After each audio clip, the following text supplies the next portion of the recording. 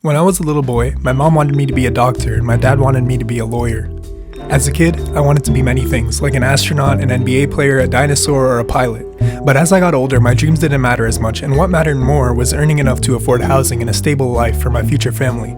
So what did I do? I thought and thought and thought and thought more, thinking about a compromise, something that fits right in between a childhood dream and a steady job. Well, I couldn't think of anything, so I thought more, and while I thought more, I served in the military, served food, served on the runway, and served balls at the US Open.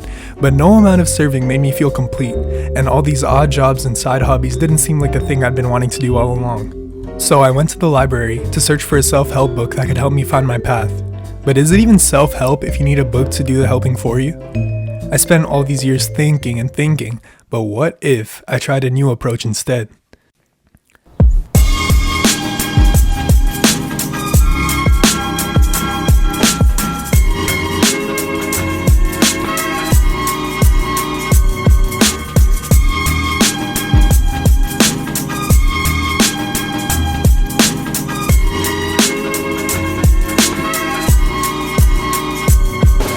Sometimes, even if we think we have it all planned out, things still end up just like this. In the library dumpster on a beautiful day, looking for some good books about making a plan for my future.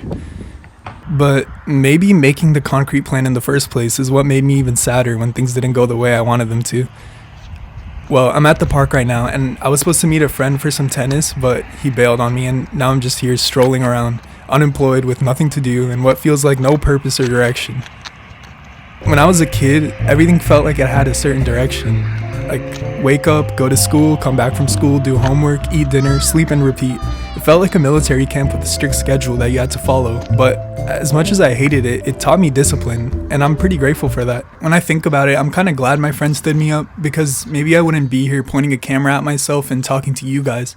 I'd probably just be at home scrolling on social media thinking, do I even feel like filming today? I think if I just go out and do things without thinking about it, it will get me to do things that I don't feel like doing.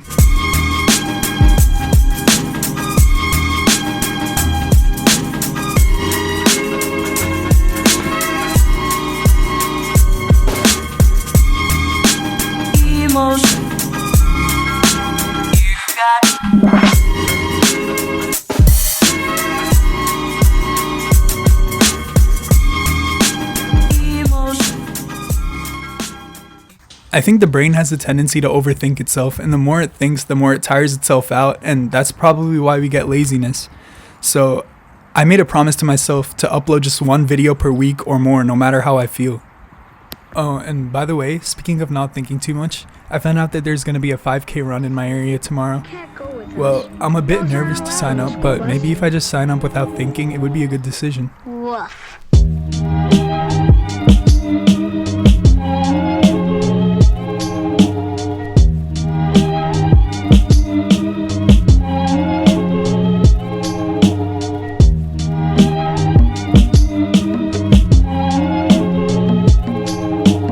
Alright guys, I'm here at the gym. I'm getting prepared for my 5K run. Honestly, it feels weird saying that because I haven't ran in ages. Maybe the last time I have was when I was a really little kid. So that's why I was a bit nervous to sign up at first. But the less I thought about it, honestly, what's the worst that could happen? I've been too caught up in my own head these past couple of weeks, so maybe if I just do something on a whim, it would have better effects on my life. Like, think about it, I'm at the gym right now, and I wouldn't have even gone here myself if it wasn't for this 5K run. Well, it's gonna be my first time stepping on a treadmill, so wish me luck, and I'll take you guys along with me to this 5K. Hopefully I do well. Alright guys, we made it to the 5K, and I'm feeling really nervous now. So far, I met all these people who have been running for years and years and years, but I've never even ran a 5K before. But realistically, if I just follow my own advice of not thinking and just running and running, then maybe I have a shot at finishing this actually. Alright, here, let me bring you guys along with me. Wish me luck.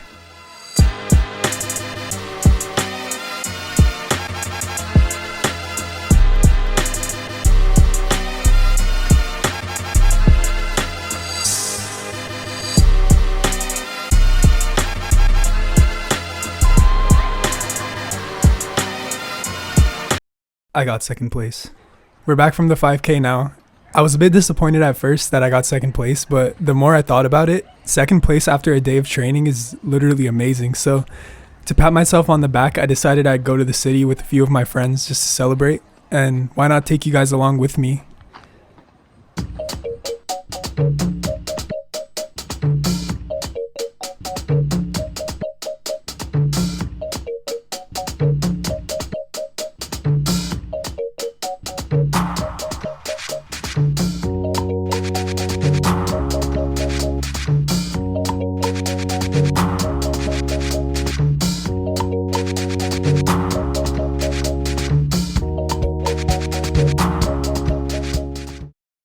Alright, so you guys remember when my friend stood me up for the tennis match? It seems like that was ages ago, right? But no, that was only 2 days ago. And I'm pretty proud of myself for getting this much done in the last 2 days.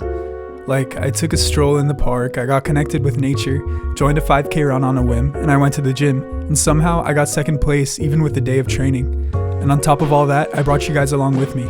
My legs burned, but I can safely say my silver medal was worth it. I used to overthink about the future all the time, but now I realize that short-term goals only help the long-term results. I used to always wonder what my life would be like if I was a doctor or a lawyer like how my parents wanted. But now I realize that me personally, I'd rather just do things on a whim. From now on, I want to be more spontaneous, and who knows, maybe I'll have more of these 5K run experiences again. Anyway, it's getting late now and I have to edit all this footage together. So, bye guys. So, last night I had a pretty weird dream. Now, I'm not very into high stakes drama, but that didn't stop me from getting all worked up when I received my first formal invitation to a real shootout. I found the note pinned to my front door and in shaky handwriting, High Noon, Main Street, bring your best, Rusty. I pictured myself face to face with this Rusty guy, some slick outlaw, tumbleweeds rolling past, maybe even a little crowd gathered to witness it. Felt my pulse getting faster. I didn't have much to lose, but dignity was dignity. Spent the morning mentally preparing, making sure my pistol was loaded, practicing my intimidating look in the mirror. And when the clock finally struck noon, I made my way to Main Street, my heart thumping like a drum. I look around, but no one seemed to be paying me much mind. I figured this Rusty character must be hiding, so I shouted out, "Alright, show yourself, you scoundrel, I'm ready." Maybe after like 5 awkward minutes, this Rusty dude just appeared from the back of a barrel. Turns out that he was just one of my friends from high school all along. He fumbled out with his gun and then locked eyes with me and said, "Oh, hey, it's you, bro. Haven't done this before. I'm not as quick as you might expect." We both took one long stare at each other and just started laughing and walked off in opposite directions, calling it a draw. But when I woke up, I felt like I learned a pretty valuable lesson. To always keep my expectations low.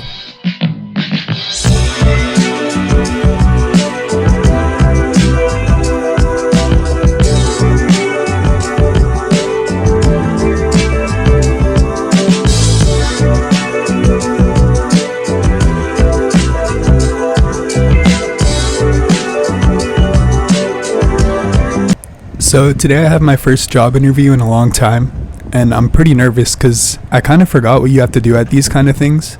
Oh, and also I'm super tired because I could barely sleep last night just thinking about this.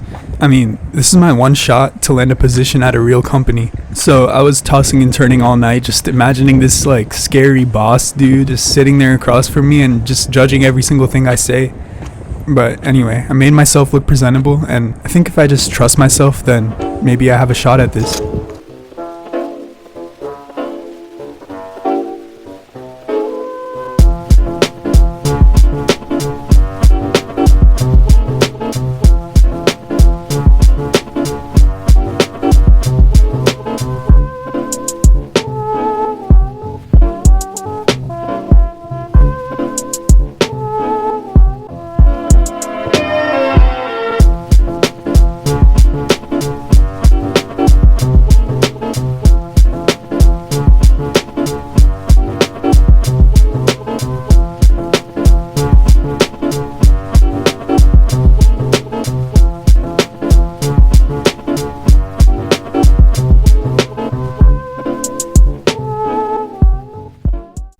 Honestly guys, that went way better than I could have ever expected.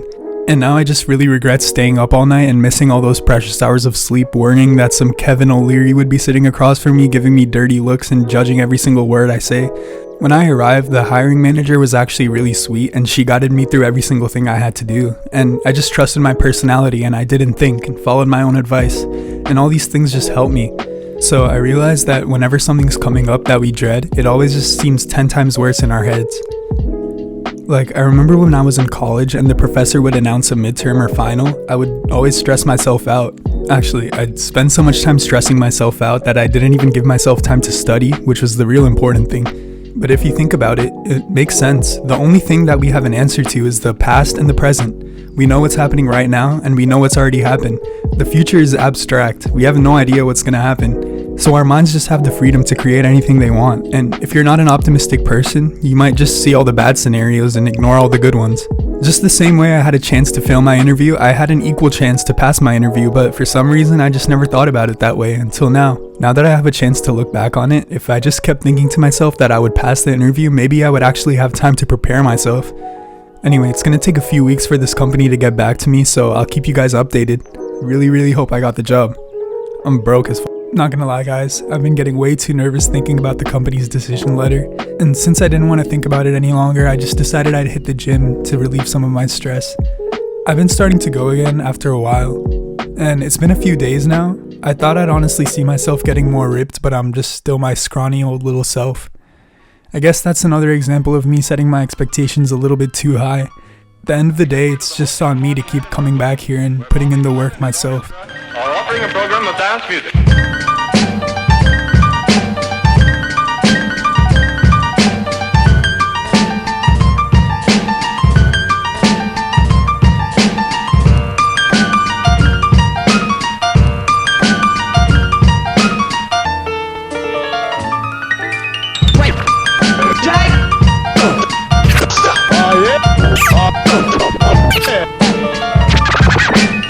We go again. Hey, look. Here we go again. You'll never guess what just came in the mail. Well, maybe you might guess, but the decision letter finally came back from the company today. I'm really nervous. Alright, moment of truth. And I didn't get the job, but you know what? That's okay. So I'm getting to the age now where a lot of my older friends and family are getting married. And this weekend I was invited by one of my friends to his wedding. You know, I'm not much of a social gathering person, but I thought if I just set my expectations low and went anyway, I might actually end up enjoying it. We made it here, guys. Not gonna lie, this place is actually beautiful.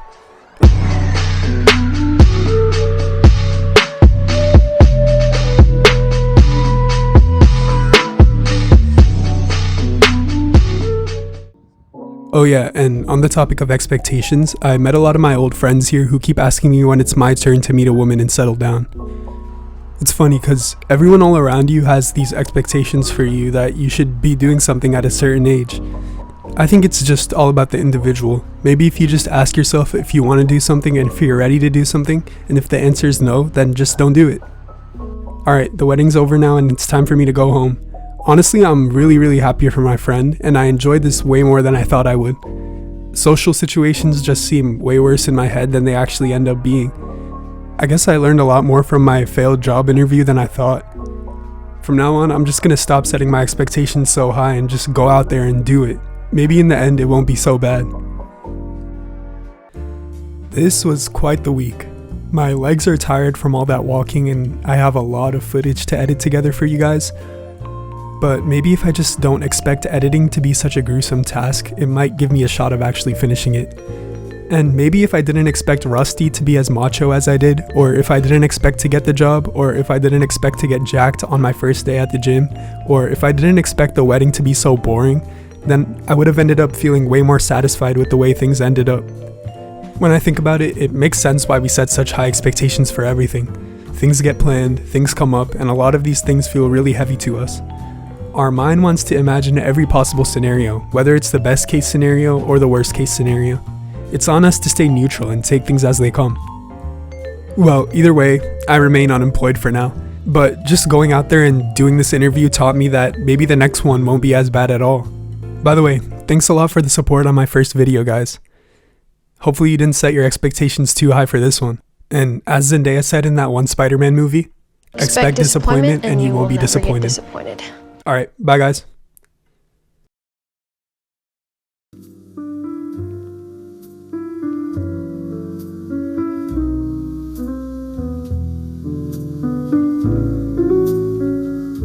Hey, what happened? Why do you look so down? I don't know. It just doesn't feel like the holidays. Remember when we were kids?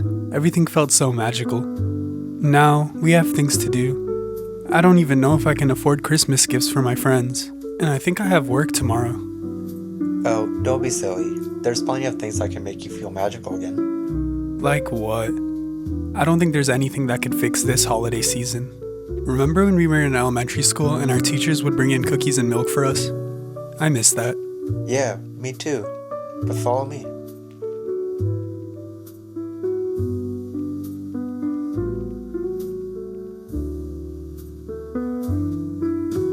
When you said that there's plenty of things that can bring magic back to this holiday season, what did you mean? Well, it's the holiday season now, isn't it? I guess. And have you had any cookies and milk today? No, not yet. So instead of eating cookies and milk, you sat on the train tracks all by yourself? Yeah. I don't understand you.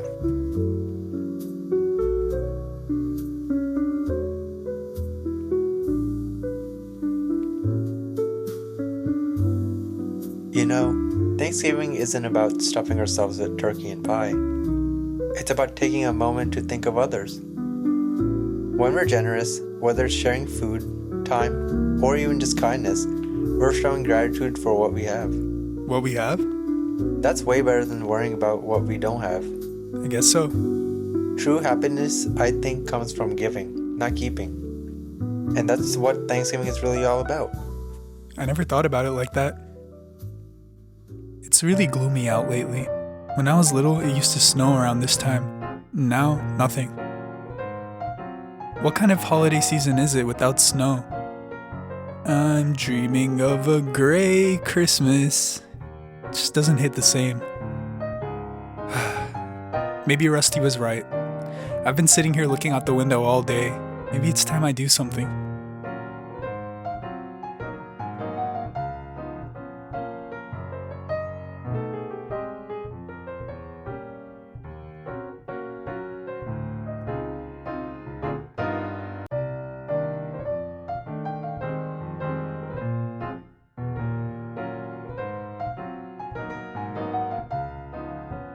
You know, I always used to have a dream of getting super rich and going to a children's hospital to donate a bunch of toys, but I'm not rich yet.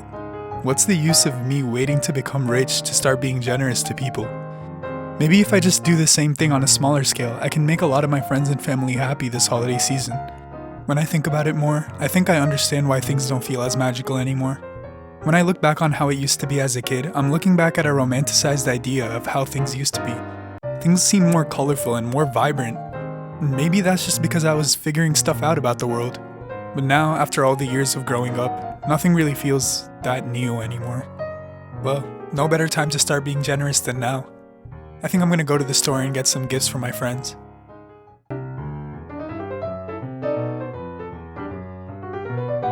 You look lonely. I can fix that.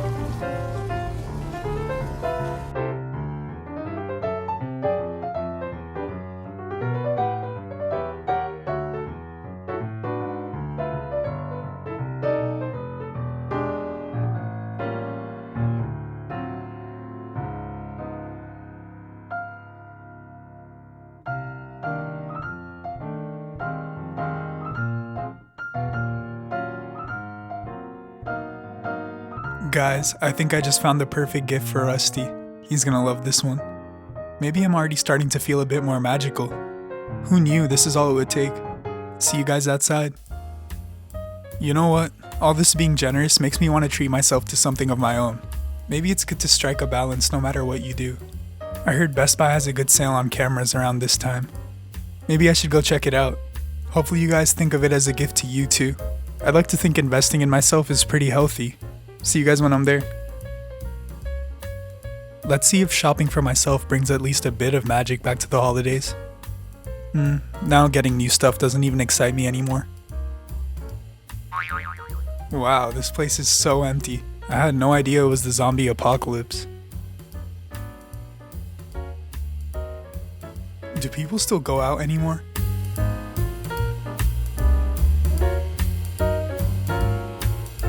Whatever happened to the days when people used to fight for their lives on Black Friday?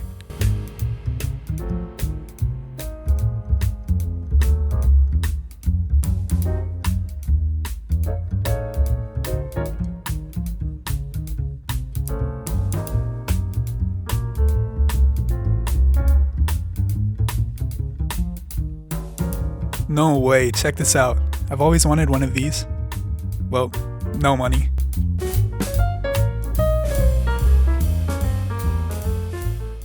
I've become a real Grinch this year.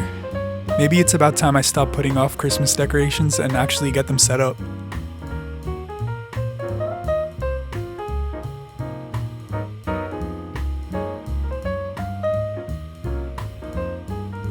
There's the tree.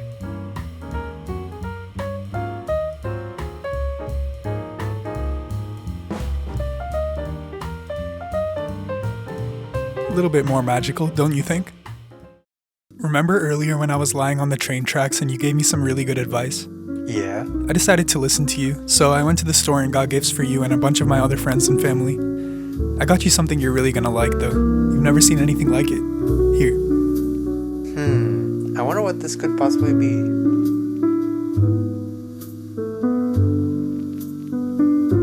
Glow-in-the-dark toilet paper. Now, when you want to wipe in the dark, you got a solution. I decided I'm gonna learn to bake. Why not make cookies and milk for myself, instead of waiting for someone to bring them to me? I'm glad. You know, Rusty, you really helped me a lot. Thank you.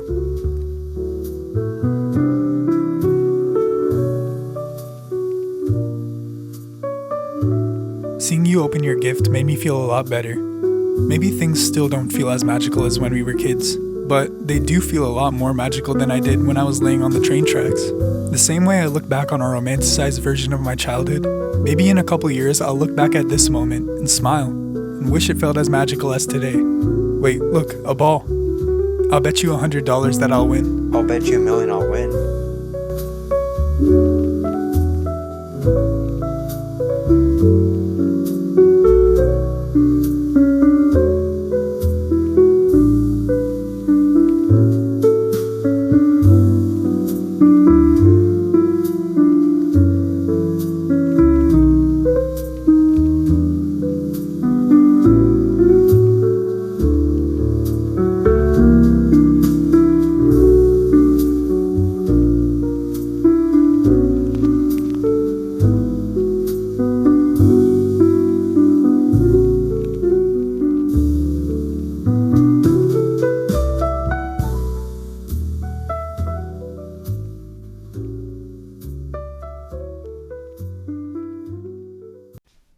I found out the other day that humans make 35,000 choices a day.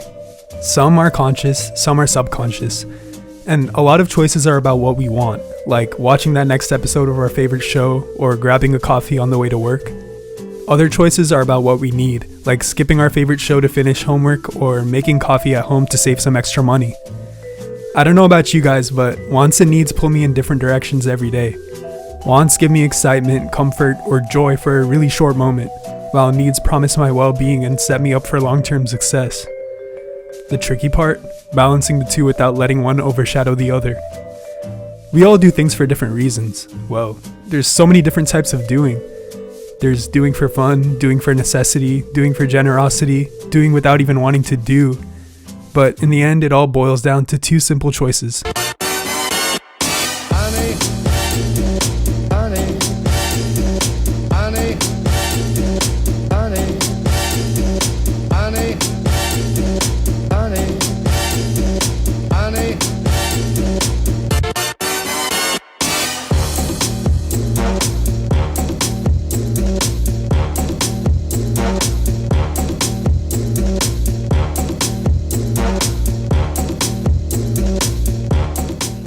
How ironic that the one week I think about choices, I come to New York City, the place with 8 million people making 35,000 decisions a day.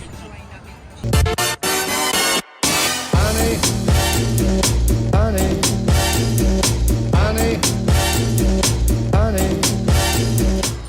I don't usually go to crowded places like this because I get a bit of social anxiety.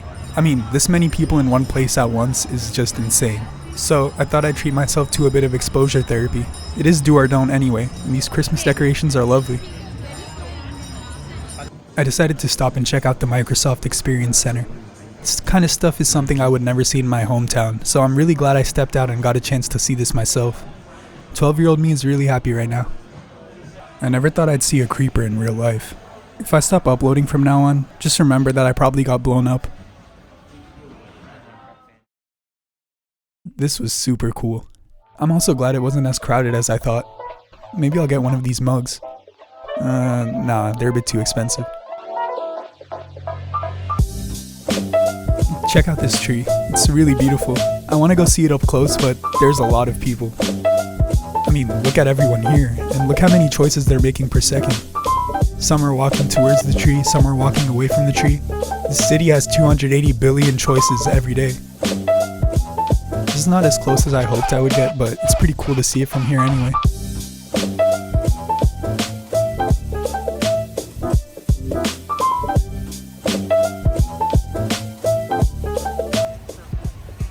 Check this out. I haven't seen balls this big my entire life. Wait. I'm not gonna lie guys, it's getting really cold and it's getting dark too. I'm thinking if I should go home now or stay and see a few more things. Do or don't. It'll be worth it to stay. The more I look at the people in this city, I realize that they probably have the mentality of just get up and go. Every morning they get up and they have to walk everywhere. It's probably nice having such a fast-paced life. I found 99-cent pizza, so I'm already glad I stayed. I've seen this online and I always wanted to try it.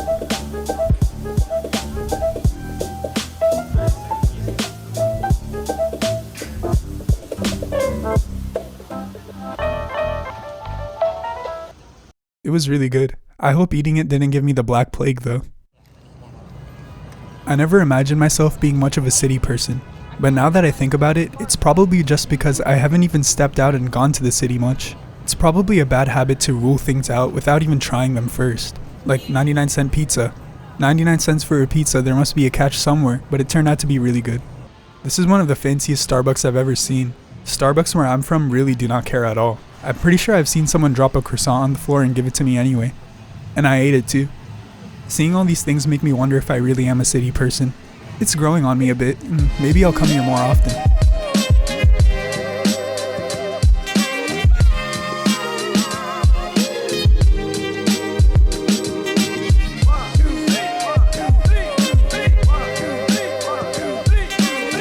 I think I'll go to Macy's. I don't have much money to buy anything, but these decorations are just way too cool to pass up.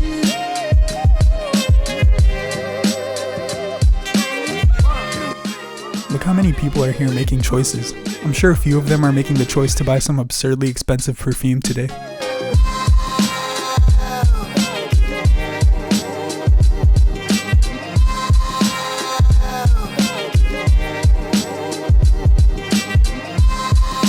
Where are the trains like these in the Macy's I go to?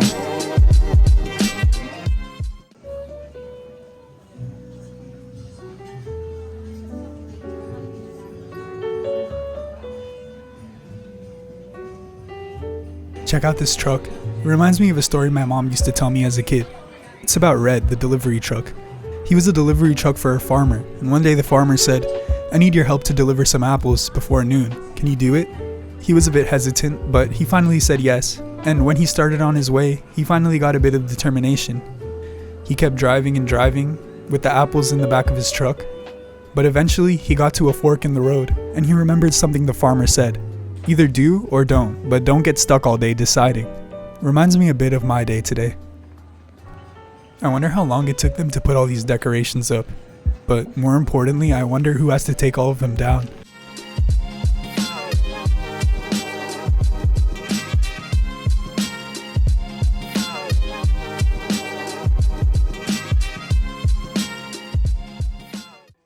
You know what? Maybe I'll pick up some clothes. I've been wearing the same thing for a really long time. Maybe I should switch it up a bit. Maybe I'll buy a new yellow tie. What do you guys think? Coming here has really opened my mind a bit. I would usually be home right now doing nothing.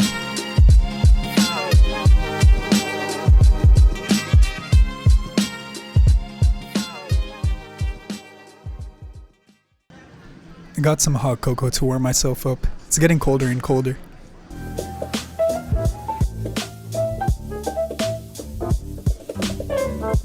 What a night. I think it's finally time for me to head home. It's already a lot less crowded than when I first got here. I'm really glad I didn't leave when I wanted to, because I would have missed out on seeing a lot of cool things. It makes me wonder how many choices I make per day that hold me back from doing a lot of things that I want to do. Anyway guys, it's getting cold as fuck, and I need to go home and take a shower. Today's a day I definitely won't forget.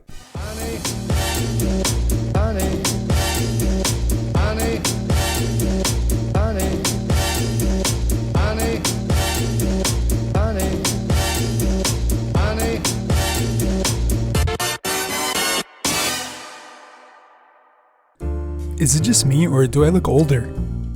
I have a pimple. Am I getting bigger? Maybe I should work out. I'm overthinking this too much, aren't I? You know, it's funny. In high school, I only wore Pokemon shirts and my mom cut my hair every day. But somehow, I was way more confident back then than I am now, and I'd like to think I had a bit of a glow up. It's a bad habit of mine to base a lot of my self-worth on what other people say about me. In high school, I had a lot of friends who would always hype me up, and now, no one really says much about me. Maybe a lot of our self-confidence should come from within us. In high school, my friend Rusty was always the real looker. He got all the attention. I didn't really get much of anything, so after high school, I tried my best to look my best.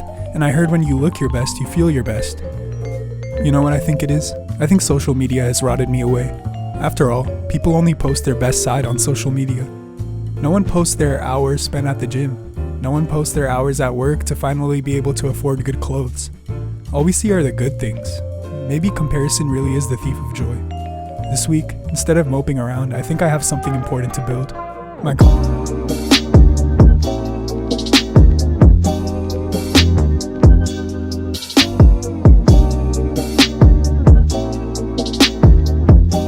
I'm starting off at basically ground zero this week. I don't even have a shred of confidence. In high school and college, I would have so little confidence that every time a presentation would come up, I would sit in my room with my head in my hands, just dreading it. It's hard to put yourself out there. Some people, even if they're wrong, and even if they lie a lot, they speak with so much confidence that they're able to get somewhere.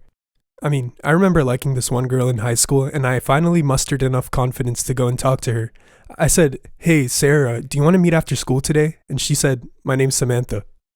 If you want to know the whole truth, I was having a hard time even starting this channel because I was a bit too afraid of putting myself on camera. And it's not just about my looks either, it's my personality too. I mean, when I look and talk to other people, I don't have a hard time appreciating their imperfections or idiosyncrasies at all. But it's just myself for some reason. Maybe it's because I lived with myself for years. Well, there's no point in wasting time. The only time to improve myself is right now, and I want to gain my confidence back. I think I know just who to ask.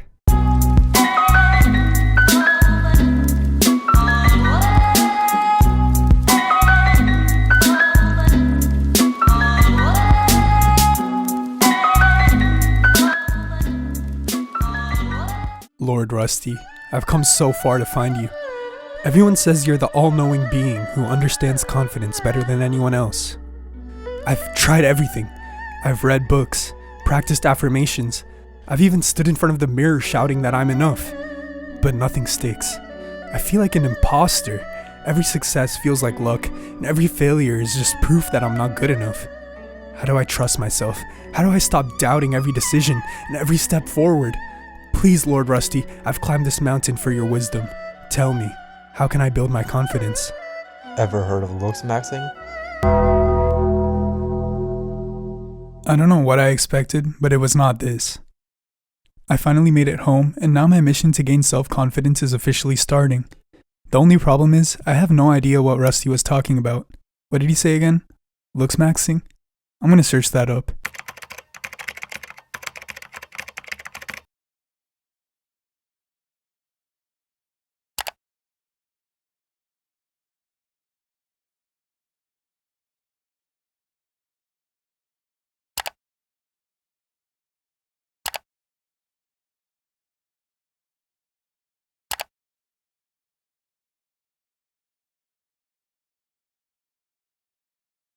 Guys, I'm not gonna lie, what I'm seeing scares me.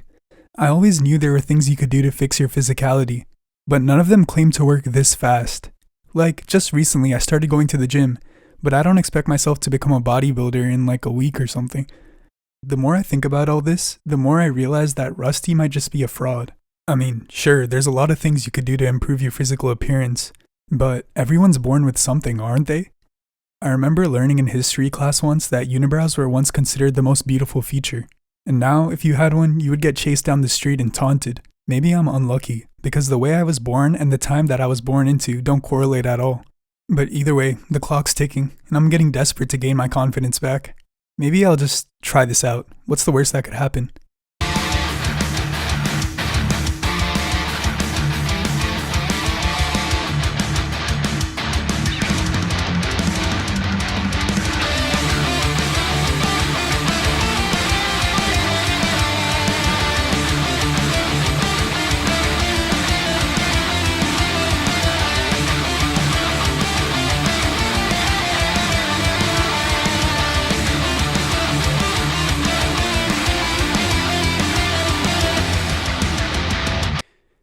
Alright guys, I tried everything that I found online, and it's time for the grand reveal.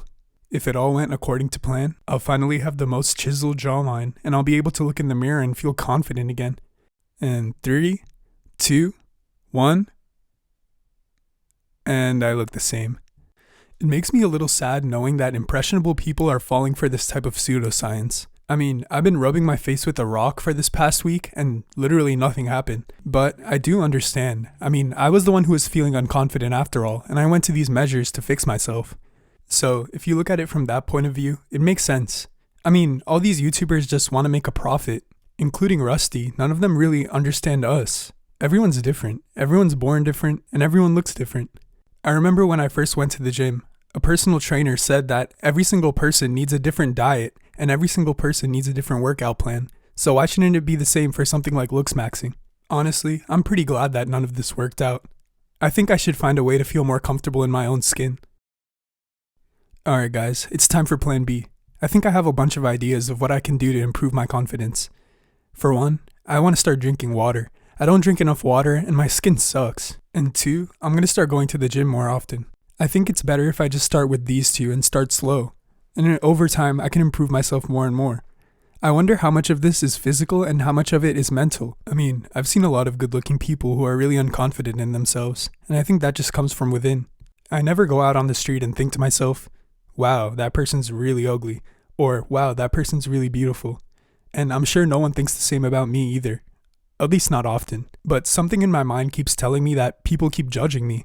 I realize now that the only person I have to impress is myself. So, I'm going to start with these 2 things. I learned a lot this week, and I'm already starting to feel a little bit more confident. I tried all sorts of things, but ultimately I realized that confidence is more of a personality trait than something that comes from your physical appearance. For anyone at home who's also struggling with their self-confidence, just remember one thing. Confidence should never be the end result. Confidence should be along with you the whole time. Confidence is what makes people more attractive. Being attractive doesn't make you more confident. Now I realize why people were always doing tricks on Rusty back in high school. It's because he was confident, and that attracted people, and I wasn't. I was basically advertising to everyone that I was unconfident. And remember, health always comes first. If you're going to take steps to feel more confident, do something healthy, and not some pseudoscience that you find on the internet. Surprisingly, starting this channel has helped me a lot more with my self-confidence compared to looks maxing or whatever else I've been doing this week. This channel has been a good practice for me to just talk and build my skills, so that in real life I don't clam up again like those presentations. For everyone at home who doesn't have a channel of their own, just try it out with your friends or family, anyone you're comfortable with. Just talk and don't feel ashamed of yourself. Actually, the only thing I was ashamed of this week was how many times I said confident in this video. Alright, bye guys. Alright, short video this week guys. I just wanted to thank everyone for helping us reach 100 subs. I've been reading everyone's comments and it really warms my heart to see people gaining stuff from my videos. I feel like making these videos has been a good outlet for me putting my mistakes out there so other people can learn from them. When I look at the YouTube trending page, I see people with immense amounts of money, people who look and talk and carry themselves with great confidence, and generally just people who put their most perfect sides out there. Not to say that there's anything wrong with that. It makes for really entertaining content, and that's what people like to watch, including myself. But me, I'm a very imperfect person. I don't have a lot of money, and I don't have that much self-confidence. I overthink a lot, and I have a hard time with other people's expectations of me. And that's why I make these videos. I just sit in front of the camera and say whatever's going on. Some of them are mundane and just average, but I feel like a lot of people can relate to that. Even my video making skills aren't all that perfect. My editing isn't great, and don't you think this line on the side of my face is a bit crooked? But I realize that no one gets it right on the first try, so I hope you guys keep sticking around for when I keep getting better and better. This week I've been thinking a lot about perfection. When I was little, I used to listen to the Beatles a lot on my old CD player. But only recently did I learn that the Beatles sacrificed a lot of perfection in the studio just to get that creative idea out there. In real life, nothing is really perfect. We're all born with imperfections, and we all have imperfections as much as we try to hide them. Even nature has its imperfections. Trees don't grow perfectly straight, but when I see a tree, I can embrace its imperfect perfection. And when I used to listen to the Beatles, I used to think it was perfect too. So, what I'm trying to say is, I really want to thank you guys for watching my imperfect content. And if any of you guys are perfectionists, just remember, it's okay to sacrifice perfection once in a while just to get something out there. That's all for this week. Alright, bye guys.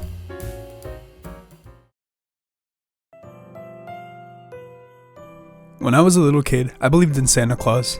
Not just the jolly red-suited bearded man that we all think about, but also everything he represented. Like magic, wonder, the promise that gifts would come down the chimney. I'm sure a lot of you will agree that the lead up to Christmas was always the most magical part of the holiday season. All the lights twinkled brighter, the air smelled like cinnamon and hot cocoa, and every song on the radio sounded like a warm hug. It wasn't just the time of the year, it was a feeling. But then, every year, I noticed something happening. December would roll around and I would get really excited and anticipate the holiday season. But then I always felt a bit sad in the back of my mind that once the day of Christmas really came around, everything would just disappear. Like, think about it. In the lead up to Christmas, people start putting up Christmas decorations in October. But the day after Christmas, all those decorations get taken down in an instant. As I get older, I realize that anticipation is really what creates all the magic. Isn't that just how life works? We spend so much time wanting things that we don't have, and dreaming of the next big promotion, the next big vacation, the next chapter. We always believe these things will make us happy, and sometimes they do, but more often the anticipation is what really makes us happy. Once the shine wears off, we're back to chasing the next thing. Christmas has taught me a lesson though, about gratitude. It's not just about the build-up or the actual day itself. It's probably just about appreciating all the little things in the moment, and being present, the laughter at the dinner table, the way the snowflake lands perfectly on your gloves, the quiet warmth of a candle flickering in the dark. So this year, the magic of Christmas has already ended, and I'm reminding myself that anticipation is beautiful, but so is being present in the moment. It's okay to look forward to things, but if you're always living looking forward to the next thing, then you're never living in the moment, and maybe that's a bad thing. I did a lot this Christmas. I hung out with my friends a lot, I went out, checked out this cool comic store, opened my gifts, gave gifts to other people. But somehow, I was always still dreading the moment when Christmas was over. Maybe that's not the right way to think about things. Today, even though Christmas is already over, I'm hanging out with my friends for the last time on our winter break. I'm gonna take this opportunity to really live in the moment and have fun with my friends. I hope you all had a good Christmas too. See you next week for a longer video. Alright, bye guys. Alright class, got a pretty important lesson for you guys today. Today we're talking about mistakes. We all make them. Some are tiny, like accidentally liking your ex's Instagram post from 2016. Guilty. Others, well, they shape the course of human history. For example, humanity once thought, hey, let's settle disagreements with world wars. Spoiler alert, it was a pretty bad idea to go to war with the world. But we learned. We invented the United Nations and we said, let's talk it out instead of, blowing everything up. It's like when you realize that yelling during a Monopoly game only ends with someone flipping the board over. Then there's my buddy Rusty. A much smaller scale mistake, but he got into a fight with his best friend and refused to apologize. Weeks went by, months went by, and he's miserable. So miserable that he starts arguing with his Roomba for company. Eventually, he says sorry, and boom, friendship saved. The moral? Apologizing is way easier than trying to make small talk with a vacuum cleaner. Here's the thing. Mistakes are like a bad karaoke performance. They're cringeworthy in the moment, but they make for great stories later. And just like a bad karaoke performance, people are always watching mistakes thinking, what the hell is this guy doing? And that's how people learn from mistakes. Pretty beautiful, don't you think? By the way, I'm no stranger to mistakes myself. Like the last time I tried to fix my own haircut, yeah, that ended horribly. But I learned my lesson. The next time I had to fix my haircut, I went to a proper barber, and my hair never looked better. Oh, and by the way, mistakes don't have to be terrible for people to gain something from them. I'm sure all of you guys have eaten a dumpling before, but none of you guys probably knew that dumplings were invented by accident from a cooking error. But look how popular they've become. What I'm trying to say, class, is that mistakes are not abnormal at all. Mistakes are what make us human. People make mistakes every day, and without mistakes, we would never get anywhere as a society, or even as people. So, everyone, raise your hand if you've made a mistake in the last 24 hours. You're not raising your hand. You're still not raising your hand. Alright, good. Me too. And I'll never stop making them either, because I'm only human, and all humans make.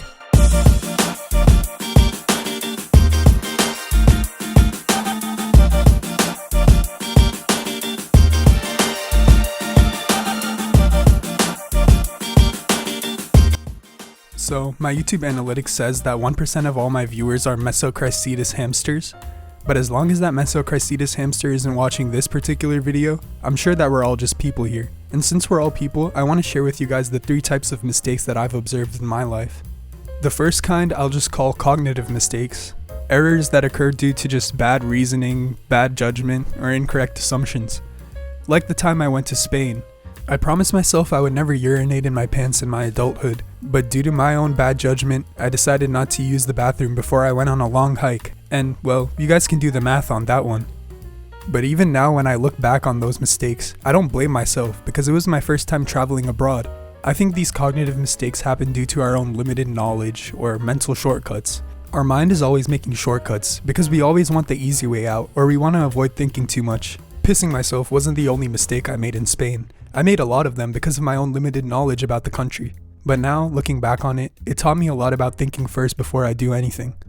The second kind of mistakes I've observed are behavioral mistakes, which are stuff that happens when we're doing actions or execute something which we already know about. It's like a scientist who works in a lab and who's been working in a lab for a long time. Your hands and muscle memory get used to being a scientist in a lab, but sometimes you still make errors like pouring the wrong chemical into the wrong test tube. I'm pretty sure these kind of mistakes are just unavoidable. The only thing we can do is stop punishing ourselves for them. It's like the time I went to Disney World and the park worker told us that the line for Tower of Terror would only be 5 minutes. But when we finally got there, it turns out the line was more like 2 hours. You would think the worker would be an expert on line wait times, but behavioral mistakes always happen, so I don't really blame the guy. Sometimes we just have a slip of the hand or our mind just malfunctions, even when we're doing something we are already good at.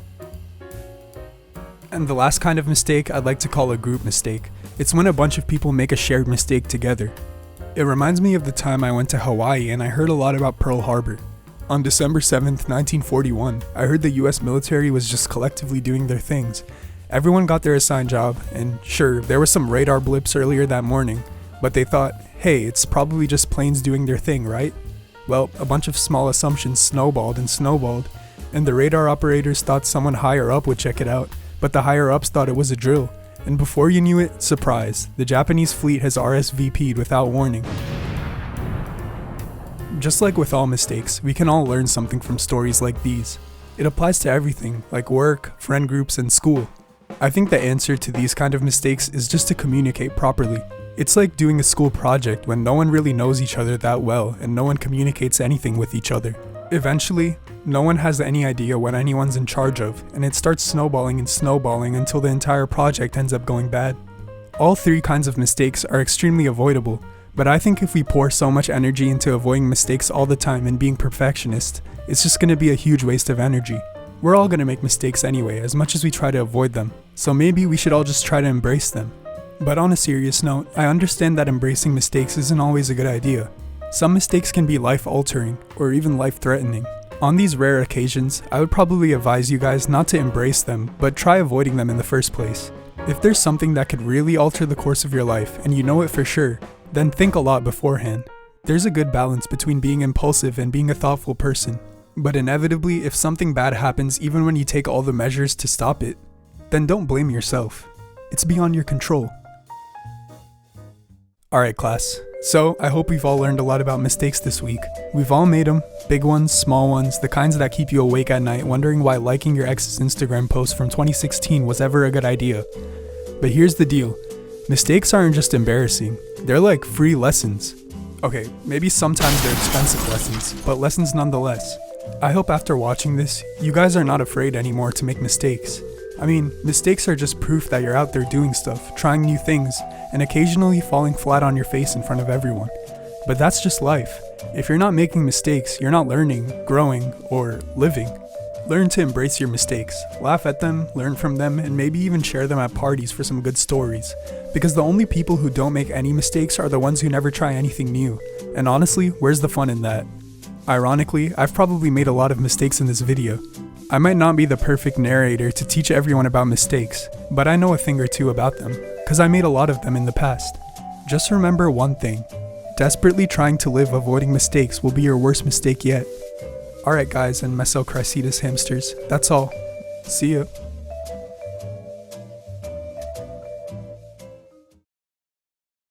Hey guys, this week I've been thinking a lot about the past. More specifically, the things I've done in the past that I wish I hadn't done. Like, for example,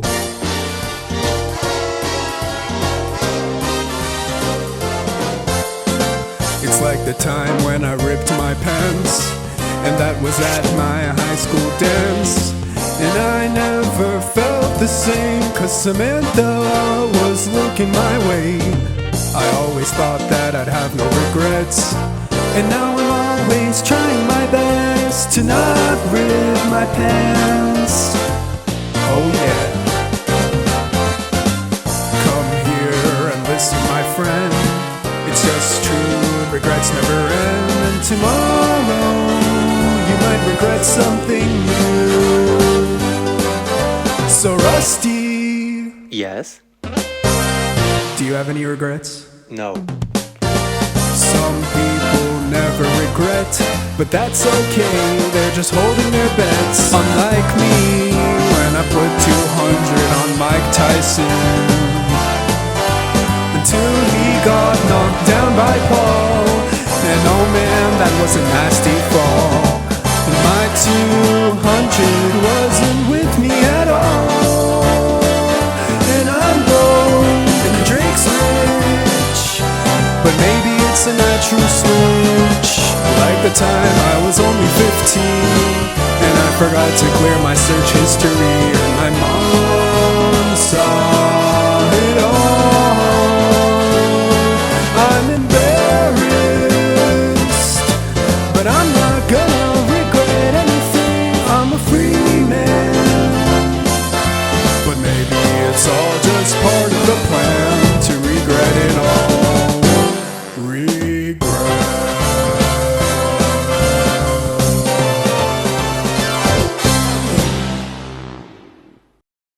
Alright everyone, pack it up, pack it up. Oh, and Georgia, good job on the lighting today. No? Okay, well in all seriousness guys, I got a video to make, so... Regrets. It's something that a lot of people say they never had and never will have, but they're all lying. I have a feeling that our brain sometimes just likes to attack us with the most embarrassing memory from our past, like the one time I called my teacher mom by accident. Let's face it, regrets are just a part of life. Every time you make a decision, you're ignoring thousands of other decisions in the hopes that the one you're making is the right one. And I don't know about you, but a lot of times the one you're making isn't the right one. But just remember, regrets aren't something that happened. Regrets are a reaction to something that's already happened. It's interesting to me that regrets don't have to be about something bad. It's like winning a Lamborghini in a Mr. Beast video until you have to pay car insurance on it. But let's just take for example, myself when my mom saw my search history when I was only 15. If you ask me on a good day, I'd tell you that I don't regret that moment at all, because that moment is what taught me about the clear search history feature on Safari. But if you ask me on any other day, I would tell you that I really do regret that, because yeah, those kind of things are embarrassing and everyone can agree on that. But that's just proof that regrets are after the fact. I like to show you guys my 3 criteria for a regret. This is how I personally see things, but I would be happy if you guys gained something from this. So step 1, was it my fault? This one's pretty self-explanatory. If it wasn't your fault, then you shouldn't really have much to regret. If you're traveling at the airport, did everything according to plan, and handled your luggage perfectly safe, but Spirit Airlines, well, lost your luggage? Then, how is that your fault? You did everything by the book. Spirit Airlines, like a moth to a flame, lost all your luggage. There's nothing to regret there. The second criteria is, what were my intentions? It's like the time my ex was getting a biopsy at the doctor's office, and I went to work that day telling all my coworkers that my girlfriend's getting an autopsy. Yeah, that one was so bad my boss told me to take the week off. But I asked myself number 2, the simple question. What were my intentions? My intentions were pure. I didn't want to prank anyone. I didn't want to make anyone worried, so I don't really regret that moment either. And the last one is the alternative. What would have happened if I didn't make this stupid decision, and would it have been better than my life now, and do I regret it? It's like the time I was doing black tar heroin at the back of a Costco. Oh, wrong script. It's like the time that I was jumping off a diving board when I was a little kid, and I hit the back of my head on the concrete. This time you guys participate along with me. Number 1, was it my fault? Yeah, I'd say that was my fault. It was pretty stupid to jump off a diving board without knowing anything about what I was doing.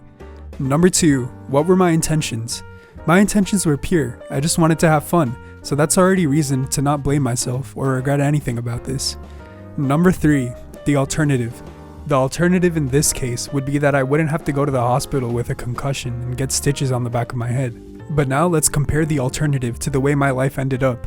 I don't think I have any major brain damage, and now it's just a funny YouTube video, an inconsequential moment in my life, a story that I can tell to others. So I can safely say that I do not regret that moment.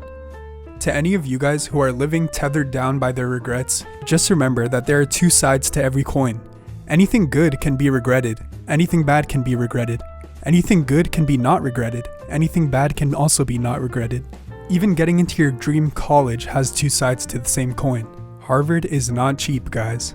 If you think of every bad memory as something to be regretted, you'll never be able to move on. So, I decided today that I'm gonna go to the tattoo parlor and get a tattoo of the username of the first person to comment on this video. No regrets, am I right, guys?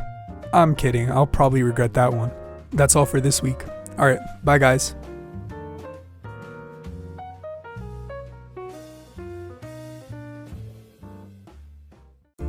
Hey guys, this week I've been thinking about something a bit on the heavier side for my channel.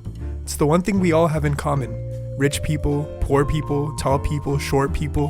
But what really happens when we shuffle off this mortal coil? Does everything just stop, or is death the start of something else? Biologically, death is pretty dramatic.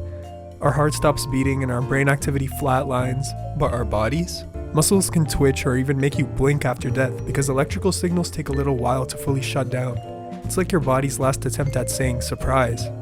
And speaking of surprise, I heard that during the French Revolution, eyewitnesses claimed that severed heads could blink or move for up to 30 seconds after the drop.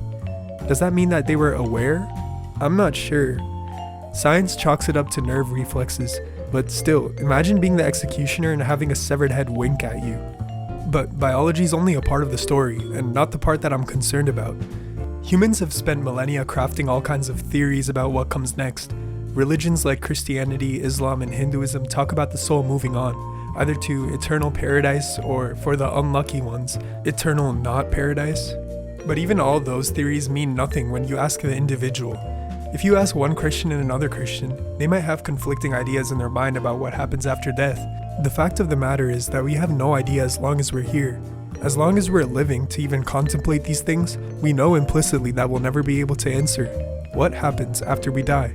Now, I'm no philosopher. I actually thought philosophers were a type of dinosaur until just a few years ago. But I can read, and what I've read in the last week is that these little dinosaurs have been debating this for centuries.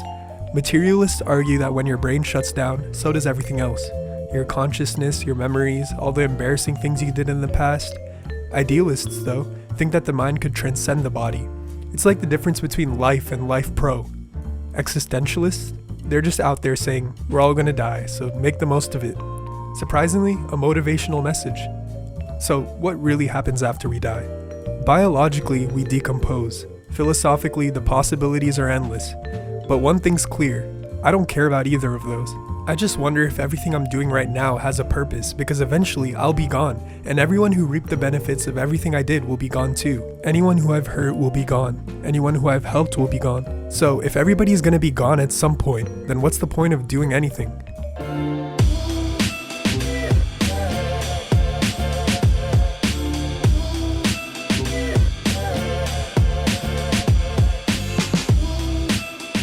So that's where I'll step in. Welcome everyone to the Pre-Mortem Purpose Program, a delightful, albeit entirely hypothetical guide to finding a meaning before we all eventually kick the bucket. First and foremost, let me just put it this way. We all didn't ask to get born, we were just born one day. And the very second that we were, an invisible timer of sorts started ticking away. You guys might think it sounds stupid, but you can see this timer at work anywhere you go. We all have short-term goals and long-term goals, but neither of these goals matter because every single person has one really long-term goal, and that's the thing that they want to do before they eventually kick the bucket. If you want to be a software developer, then you have a sense of urgency to eventually conquer that goal. If you want to be a YouTuber, then you also have a sense of urgency to conquer that goal. The reason why we have a sense of urgency is because we all know that we're not going to be here very long. So, everyone at the Pre-Mortem Purpose Program, I have a question to ask all of you guys watching. Do you know what your great-great-great-grandparents did? Do you even know how they looked like? I'm assuming that most of you guys would say no, and the only reason we would have any idea is if we did one of those ancestry things or if our great-great-great-grandparents were very notable figures. But not all of us are in that situation. I personally have no idea what my great-great-great-grandparents did. Now, let me ask you another question. If one day a lot of us are going to have great-great-great-grandkids who have no idea who we were and what we did in life, maybe not even what we looked like, then why does any of this matter? Surely, if someone with our DNA circulating through their veins has no idea what we did, then no one else on this earth would even care. I call this a bad case of future syndrome. Some people live their lives overly worried about the opinions of people who haven't even been born yet. We always talk about things like legacy and leaving a mark for future generations. Sure, yeah, that's valid, but I think the point of leaving a legacy is more about actions than words. If people from future generations just know your name and who you were, that's far less important than if they take away from your actions and are truly inspired by what you did. Let me put it this way, it's like Charlie Chaplin. At the height of his success, many people were talking about him, but that doesn't really define his level of success. In my opinion, an even better indicator of his success is how Hollywood movies still use a style of slapstick comedy today. What's funny is that there's someone right now who's even more known than Charlie Chaplin was at the height of his career, and her name is Girl. What do you think her legacy will be like? I'll just leave it at that. So, huge overarching legacies aside, what do we do with our quaint little lives to make a purpose out of it before we all eventually go? I think it's gonna sound really cheesy, but we have to be good people. And not just good people to others, good people to the world as well. There's one fact that no one can deny. Unless you bring up some crazy science fiction reasoning, it's true that our Earth is going to outlive humans. I mean, it did outlive the dinosaurs. So I think there's one very important fact that everyone should remember. Humans do not own the Earth owns humans. So, my friends at the Pre-Mortem Purpose Program, if you feel like at this point you still don't have a concrete purpose, then at least start there and work your way out. Ironically, it's not just about being kind to others and the world. I think everyone should be a bit selfish, and not selfish in the negative way that you might think. What I mean is that everyone should find a bit of a selfish ambition and work towards it. There is only one of you. All throughout human history, there has been multiple planes, multiple boats, multiple iPhone 16s, multiple vibrating dildos, multiple houses that were designed on the same floor plan, but only one you. Think about that. All throughout human history, and all throughout the human future, a set of cells all came to the perfect arrangement to create you, proprietary you. And that's why I say everyone should have a selfish ambition, because if you don't do it for yourself, there's not another you that can finish the job for you when you're eventually gone. After this week, I think I've finally cracked the answer as to why we do anything when we all know we're eventually going to be gone. And the answer, my friends, is really as simple as you may think. It's because we're here. It's something that even a third grader could answer, but the answer often gets clouded in abstract thoughts that we can't rationalize easily. There is a fact that as long as we're not gone, we are here. And that's enough reason for everyone. Don't try to look beyond that. This is your reason to do something. You are here. Alright guys, a bit of a heavier video this week, but just something that was on my mind. And sorry for my voice by the way, I've been having a cold all week. And if it's COVID, then maybe this video will be my last legacy before I kick the bucket. And just for the record, I think everybody can have a legacy, not just Charlie Chaplin or Hawk Tuah Girl. But legacies can be good or bad. So I hope that after watching this, everyone takes a good look at the choices they make on a daily basis. Alright guys, see ya.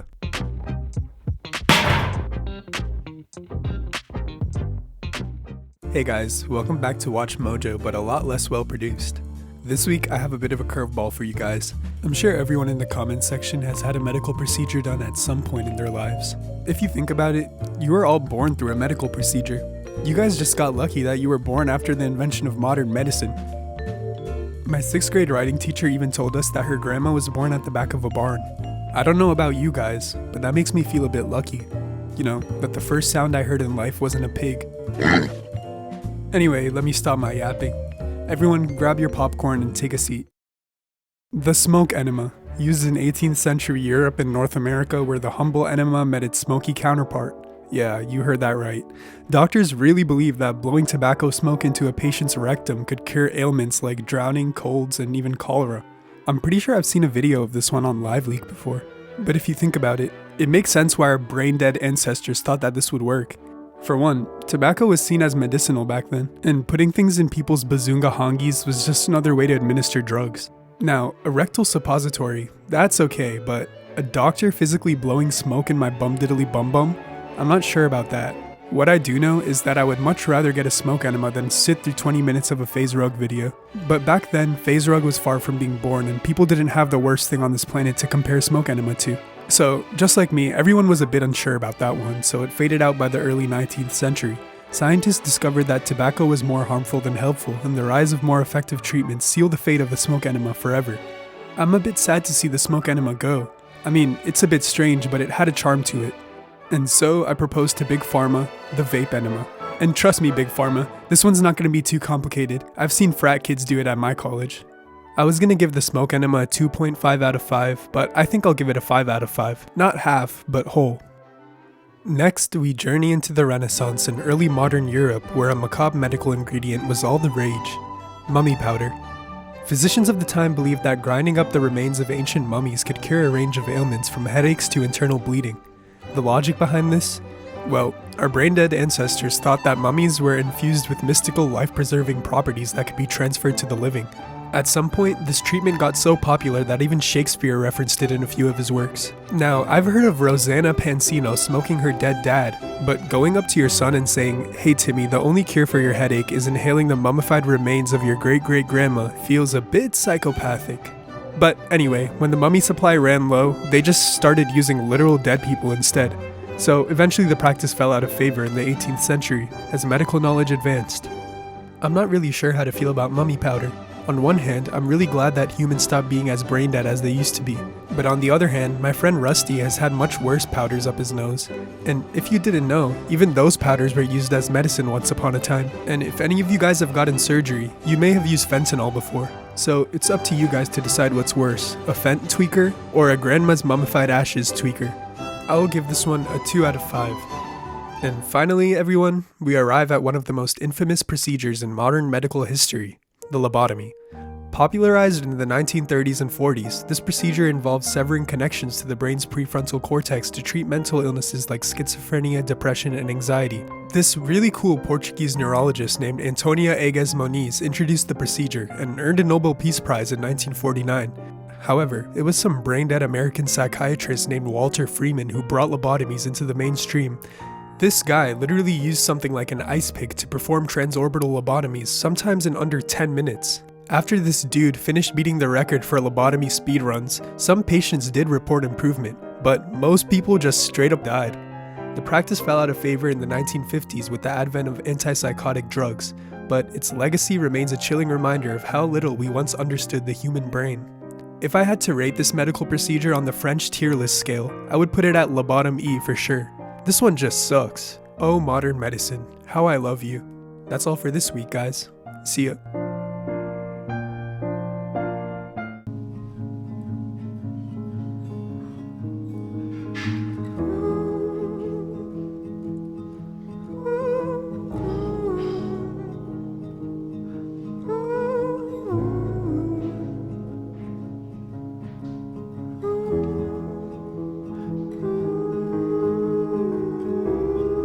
me, sir. You look so hungry today. May I bless you with something to eat? Perhaps a burger from the McDonald's?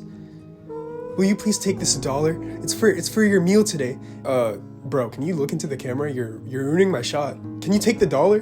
Can you take the $1? Can you just look into the camera and take the $1? Just look into the camera and take the $1. Excuse me, sir. Dude, can you just take the freaking $1, bro? You're ruining my video. Excuse me, sir. Will you please take this $1? It's for your meal today. It's for your meal. Can you take the $1? Can you take the $1? Does anyone else see something wrong with this? Generosity is a noble act of giving, or as some people call it nowadays, content. Yes, friends, we live in an age where kindness isn't just its own reward. It's a high definition, well lit, algorithm optimized business model. Now, don't get me wrong, helping people is great, but when your act of kindness has a cinematic drone shot and 5 camera angles and a crying person conveniently framed in the rule of thirds, we gotta ask, is it generosity or is it just marketing with extra steps? Me personally, I think there's a fine line between scumbag content creators who do this type of content versus people who actually do it for their own pleasure. True generosity isn't about applause or subscribers or likes. It's about empathy. It's about doing the right thing when no one's watching, when there's no camera crew, no virtual moment, no dopamine hit from internet validation. It's about giving because you want to, not to make a homeless guy open his mouth for the thumbnail. Aristotle believed in something called eudaimonia, the idea that true happiness comes from living a virtuous life, and central to that is generosity. But not just any generosity. The ancient Greeks were all about character. It was about doing good just for the sake of good. Here's the thing, generosity should not be a performance. It's not a transaction where you give your kindness and expect something back. It should be an act of genuine care. So ask yourself this, if you need an audience to be generous, are you really generous? Now that we've talked about what should come before an act of kindness, let's talk about what comes after. For one, the ripple effect. Imagine dropping a single pebble into a pond. The ripple spread outwards, reaching farther than you might expect. Generosity works the same way. A single act of kindness, a shared meal, a helping hand, a moment of sincere encouragement can set off a chain reaction. The coffee you bought for a stranger, maybe it brightened their day enough to spark a smile on someone else, who then passed it to another. Generosity isn't just about giving, it's about setting something in motion. Number 2, the paradox of giving. It seems counterintuitive. You might be asking yourself, how can giving something away make me richer? Well, how about you sit down, David, and listen to what I'm about to say, because that's not the kind of richer I'm talking about. Science and experience tells us that generosity doesn't deplete, it multiplies. Generous people report higher happiness, better relationships, and even improved health. And health, my friends, is wealth. It turns out that generosity isn't just an act, it's an investment. Whether in time, resources, or kindness, the more we give, the more we seem to have. Number 3, the hidden forms of generosity. When we think of generosity, money often comes to mind, but generosity isn't always financial. Sometimes the most valuable thing you have to give is time. Listening to someone who needs to be heard, or patience, offering grace when frustration couldn't be easier. Or knowledge, mentoring someone who could benefit from what you've learned. Generosity can take many forms, and some of the most powerful ways to be generous cost no money at all. And number 4, the courage to give. Generosity isn't always easy. It takes courage to give without knowing if it will be reciprocated, to offer kindness in a world that can feel indifferent to you. But the beauty of generosity is that it doesn't have to start with a grand gesture. It starts small with a willingness to look beyond ourselves, and when we do, we find that generosity doesn't just change the lives of those who we help, it transforms us too. So this week, I have a challenge to everyone who made it this far into the video. I want all of you guys to do one act of kindness this week. No cameras, no posting, no nothing. Just one act of kindness. It could be to anyone, a random person you pass on the street, your family member, your friend, and it doesn't even have to require money. Give them a shred of your time. Give them a bit of knowledge. Give them whatever you have. Because at the end of the day, my friends, giving will always fulfill you more than receiving. That's all for this week, guys. And I still have a cold, so sorry for my sick voice this week. See ya. Hey guys, have any of you ever heard of Malachi Love Robinson? Well, once upon a time in Florida, a teenager decided he didn't need any medical school, a license, or, actual training to be a doctor. Nope. Who needs 8 years of school when you have a white coat and an online medical dictionary? Well, at the ripe old age of 18, Malachi thought, why wait? Let's get this doctor thing rolling right now. So he did what any completely sane and responsible person would do. He opened his very own medical clinic. Yup, a whole clinic, complete with a website, an office, and even a fancy name. New Birth, New Life Medical Center and Urgent Care. Because if you're gonna be a fake doctor, might as well sound inspirational. Dressed in his Amazon lab coat and stethoscope, Malachi started seeing actual patients. He diagnosed them, prescribed them treatments, and even gave out medical advice, like he was running an episode of Grey's Anatomy. The craziest part though was that people actually believed him. That is, until he treated an undercover cop who thought, wow, my back hurts, but this kid doesn't even have a mustache yet. Something ain't right. Turns out Love Robinson had 0 medical credentials, unless you count playing Operation as a kid. Well, when authorities confronted him, did he apologize? No. Instead, he gave a speech about how he was misunderstood and a genius. He even claimed he never said he was a medical doctor, just someone who practices holistic medicine. I think more like holistic fraud. But Florida wasn't having it. They arrested him, and in 2016 he was sentenced to jail for impersonating a doctor. Naughty Malachi thought he could get away with it. But if he was a bit more careful, then maybe he could've. I mean, all he did was make one wrong move treating an undercover cop. I think it's easy to be a fraudster. I mean, there's fraudsters who are business moguls, fraudsters who are doctors, and even president. Yeah. Although I'm not telling any of you guys to go undercover and treat patients, what I am saying is maybe it's a good thing to fake it till you make it. All jokes aside, we've all heard the phrase fake it till you make it. It does sound a little deceptive, maybe even dishonest. But I'm not talking about being a sociopath like Malachi Love Robinson. What I'm talking about is using it the right way. It's not really about lying, it's about acting with confidence before you fully develop the skill set to back it up.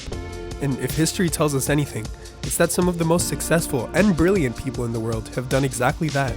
Let me start by telling you about Howard Schultz, the man behind Starbucks. When he first had the idea to bring Italian espresso bar culture to America, he didn't have the experience running coffee shops at scale. He wasn't any business mogul, but he carried himself like someone who believed he could do it. He pitched investors and made bold decisions. He even acted like a leader long before he had the empire to even prove it. Eventually, his skills, experience, and results caught up to his confidence. Now let's see why Howard Schultz succeeded. He didn't lie on his resume or pretend that he had qualifications that he didn't. It's more about embodying the traits, mindset, and behavior of the person you're trying to become. And psychology even backs this up. Confidence breeds competence. Dr. Amy Cuddy, a social psychologist at Harvard, studied this phenomenon in her famous TED Talk on power posing. She found that acting confident through posture, speech, and behavior actually changes your brain chemistry. You start feeling more confident, and over time you naturally develop the real skills and mindset to match. A great example of this is Richard Branson, the founder of Virgin, not to be confused with Rusty, the CEO of Virginity. Well, when he started his airline, he had no experience on running an airline company.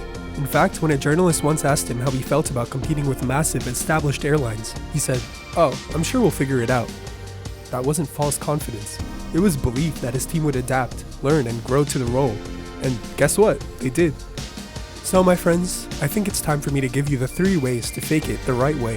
Of course, there's a wrong way to fake it. You don't want to be like Malachi Love Robinson who bluffed his way into surgery, or pretend to be a financial expert while handling millions of dollars. That's just pure fraud. The key is to focus on growth and not deception. Here's how to use fake it till you make it the right way. Number 1, adopt the mindset, not the lies. You don't say, "I'm already an expert," but rather, "I'm becoming an expert, and I'm going to act accordingly." Number 2, surround yourself with the right people. Being in the room with those who know more than you will push you to grow. Number 3, take action before you feel ready. Most people wait until they feel 100% prepared before taking a big step. The truth, that feeling never comes. Even experts don't feel 100% prepared. Start now and you'll learn along the way. Just dive in head first. Also, keep in mind that faking it isn't the only way to make it. Some people only make it after years and years of hard work and dedication. And for most people, faking it is just an aid for a journey that's already happening. My friend in medical school, well, she has a whole lot of confidence. But what she doesn't do is order a lab coat off Amazon and start doing surgeries on patients already.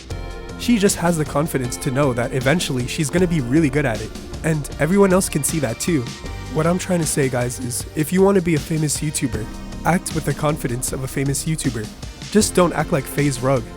And do all the hard work it takes to get you there. Trust me, those two combined will get you further than you've ever thought before. Now everyone, before I leave you for this week, let me tell you a little story.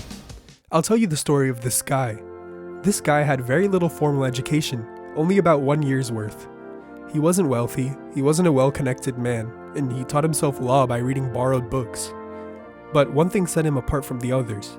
He acted like a lawyer, before he officially became one. He studied legal texts, observed court proceedings, and started giving legal advice before he was formally licensed. Eventually though, he passed the bar exam and built a successful law practice. And all this, guys, just before he turned 23 years old. At 23, he ran for the Illinois state legislature.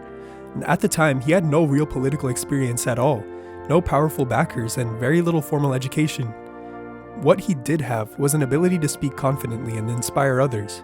During his first campaign, he traveled to local towns delivering speeches where he spoke as if he were already a leader. He talked about the future of Illinois, proposed ideas for improving infrastructure, and engaged with voters as if he had years and years of experience. This guy continued his pattern throughout his entire life.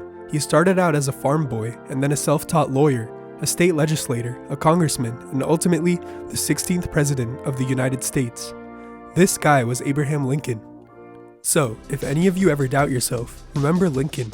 You don't have to be born into success. Sometimes you grow into it by acting as if you already belong, and working hard until you eventually do belong. That's it for this week. See ya.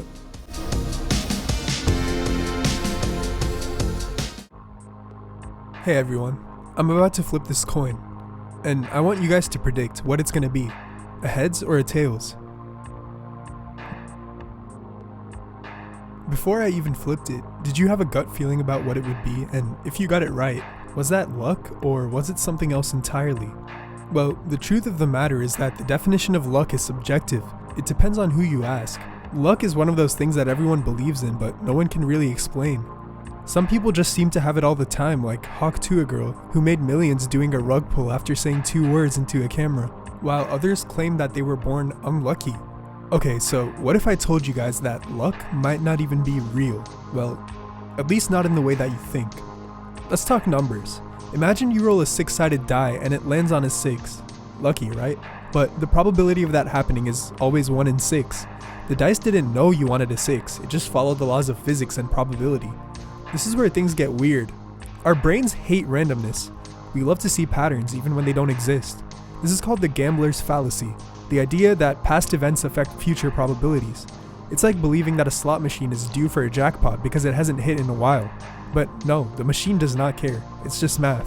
And just like the slot machine, our lives do not care. But shockingly, some studies suggest that luck isn't even all random. It might be psychological. Richard Wiseman, a psychologist and very wise man, studied lucky and unlucky people and found that people who believe they're lucky tend to be more optimistic, take more opportunities, and notice good things more often. Meanwhile, people who think they're unlucky literally don't see opportunities in front of them. In one experiment, people who considered themselves lucky were more likely to notice money on the ground compared to unlucky people who walked straight past it. Turns out, luck might just be awareness. And speaking of, lucky charms actually might kind of work. The truth is, if you believe an object is lucky, it can actually boost your confidence, making you perform better. It's called the placebo effect. And by the way, the placebo effect is everywhere. It's like when I was little and I ate vodka pasta, and I started thinking that I was fated than a hoe, fated than a hoe. Like, I thought I was so fated than a hoe, I was transported to other dimension, man. But then I figured out that it didn't actually have vodka in it because all the alcohol was evaporated. It's the same thing for luck. Basically, what I'm trying to say is, if carrying some weird rock in your pocket makes you feel unstoppable, then it will probably show in your actions. Go for it. Just maybe don't tell people about it. Look, I hate to say this, but luck is just a small part of the equation. You might not know this, but successful people also do stuff. They meet people, take risks, try new things, get rejected, get back up. Yeah, luck does play a role, but lucky people aren't just sitting around waiting for good things to happen. Mark Cuban, Steve Jobs, Sky Brody, Kevin O'Leary, they're putting themselves in situations where luck can happen. You could be the luckiest person in the world, but if you stay in your room, when is that luck going to take effect? Now, on a more serious note, I know what you guys might be thinking. People are born all the time into less than savory situations that are often suppressed systematically. I mean, people can't choose where, when, or whom they're born as. Being born into a wealthy, stable, and supportive family in a safe country provides a drastically different starting point than being born into poverty, war, or systemic discrimination. But the question I pose to you guys is that luck? Or are we just replacing the role of privilege as an invisible luck? People born into wealth or stability don't even recognize their advantages as luck, because it feels so normal to them. But having access to good education, healthcare, safety, and financial security from birth is an immense form of privilege and luck that makes success more attainable. But is that the doing of luck? Or is that the doing of humans who set up a system that could let so many people down? Look, I'm not going to be the kind of person who says that luck totally doesn't exist and all you have to do is work hard and grind like a Sigma. The kind of luck I'm talking about is more mental. It's the way you carry yourself, the way that you view life. Now, let's put this into practice. Let me tell you the story of the world's luckiest guy, Frain Salak, a man so absurdly lucky it's like the universe glitched and forgot to kill him multiple times. Frain was a music teacher from Croatia. Normal guy, except for one thing. He cheated death more times than a snow bunny in a horror movie. It all started in 1962 when he was on a train. Normal day, right? Except the train derailed, crashed into a river and killed 17 people. But Frain, he swam to shore with just a few scratches. 1 year later, he's on a plane. Plane door malfunctions. He gets sucked out of the plane, and instead of, dying horribly, he lands in a haystack, a literal haystack, while the plane crashes and kills everyone else on board. At this point, most people would just start, walking everywhere, but not Frain. This guy kept challenging death to a game of Uno and somehow winning every single time. Car crash number 1, his car caught fire, but he escaped seconds before it exploded. Bus crash, he survived after the bus skidded off the road into a river. Car crash number 2, another car accident, but this time he got ejected from his car and landed in a tree. His car, of course, exploded. Car crash number 3, another car accident, but this time he dodged a head-on collision by swerving off a cliff and landed safely on a tree, again. At this point, death must have been like, okay, I give up, this guy's hacking. Oh yeah, and as if barely surviving multiple disasters wasn't enough, Frain Salak won $1 million in the lottery. Now, take all of this with a grain of salt, because all these stories came from Frain Salak himself. We have no idea how true they are. All they are is stories, but just like any other story, this one has a moral. Are you lucky? Well, the whole point of me telling you the story of Frain Salak was that it could go either way. Frain Salak was either the luckiest guy in the world to have survived all these disasters, or he was the unluckiest guy to have all these disasters happen to him in the span of one life. So my point, guys, is that it all depends on the way we look at it. If carrying a lucky charm in our pocket makes us feel more lucky, then we act more lucky, and there's nothing wrong with that. And if you're ejected from a car that exploded soon after, either you're really lucky for surviving, or you're really unlucky that your car no longer exists. That's all for this week, guys. See ya.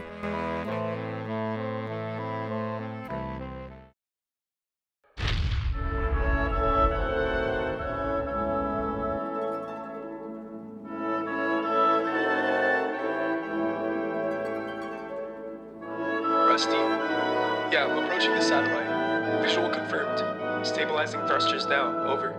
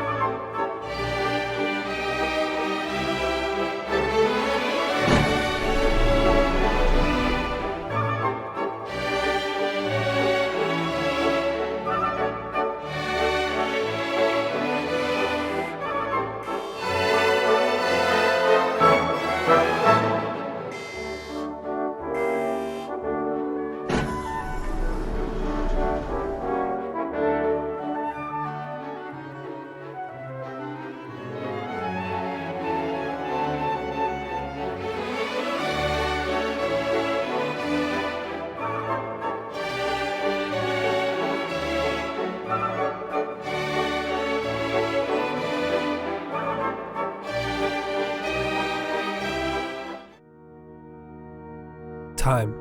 It's the one thing that we all have. The one thing that we're constantly running out of.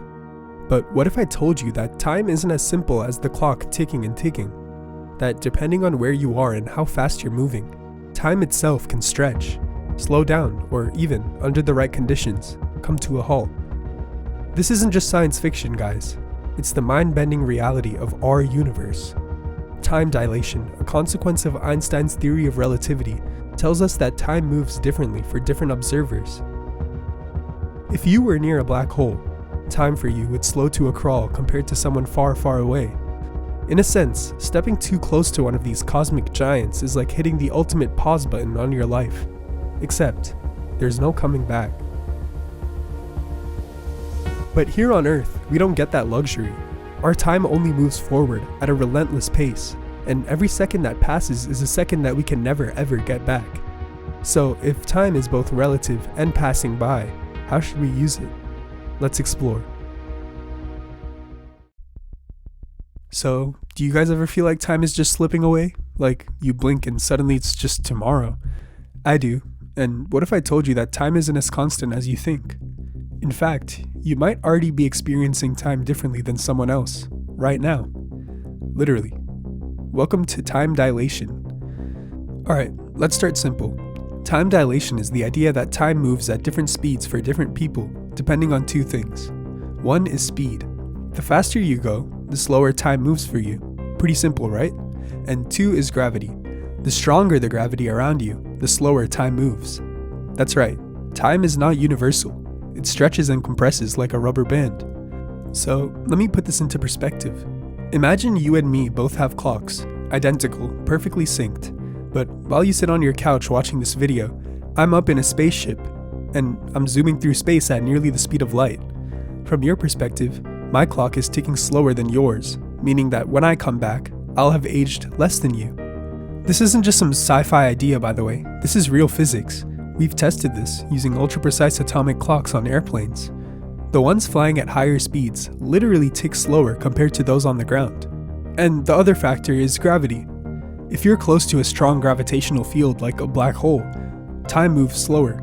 If you were to hover just outside a black hole for a while and then return to Earth, surprise, the rest of the universe would have aged far more than you. I guess you could say that time literally folds near a black hole. Think of it like toilet paper literally folding near a brown hole. So let's cut the nerdy yap and cut right to the chase. Are we experiencing time dilation right now? Yeah, we are, but on really, really tiny levels. If you live in a high-rise apartment, you're technically aging faster than someone on the ground floor. The difference is super small, but it's there. GPS satellites orbiting Earth actually have to correct for time dilation because their clocks tick slightly faster than ours due to weaker gravity. Without adjusting for this, GPS would be off by kilometers every single day. So, time isn't really as simple as we think. It bends, slows, stretches, and if you really want to slow down time, just go near a black hole, or sit through a really boring meeting. It's the same effect. Yeah, it does have to do with our daily lives too. Just like the concept of speed and time dilation, there's also a perceived time dilation. Living a fast-paced, engaging life can actually make time feel slower and more memorable.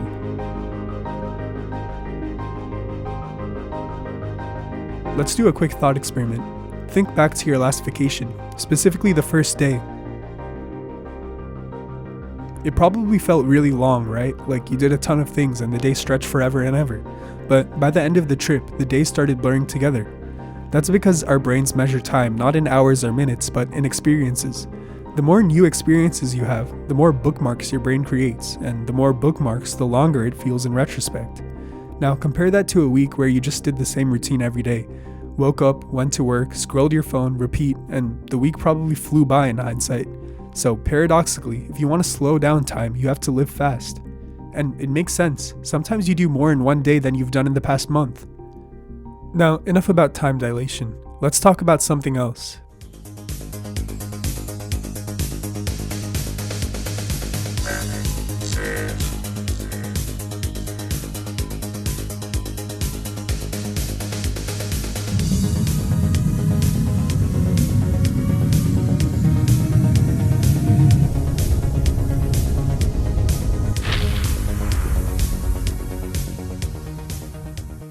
Black holes. They're among the most mysterious and extreme objects in the universe. They form when a massive star basically exhausts its nuclear fuel and collapses under its own gravity, creating a region in space where gravity is so strong that nothing, not even light, can escape. This boundary is known as the event horizon, the point of no return. At the center of a black hole, all known physics breaks down. They also shape galaxies. Most large galaxies, including our Milky Way, have supermassive black holes at the center. These black holes help hold galaxies together, and their most powerful effects can even influence the formation of stars. Well, how does any of this have to do with time? According to Einstein's theory of relativity, the stronger the gravity, the slower time moves, just like we said before, and since black holes have the strongest gravity in the universe, they can stretch and warp in extreme ways. In a way, black holes exist in our daily lives too. Not in space, but in the things that pull us in. Have you ever lost track of time while scrolling through your phone, or felt stuck in a cycle of distractions where hours seem to disappear? Well, that's where this week's sponsor comes in. No, I'm just kidding. The forces we give our attention to shape our lives just like black holes shape the universe, so maybe the key isn't avoiding the pull, but understanding it.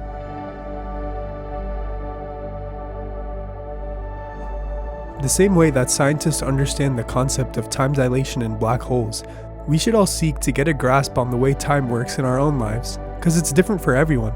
Some people might have jobs that suck their time up, some people might be full-time students, and some people might even be taking care of loved ones.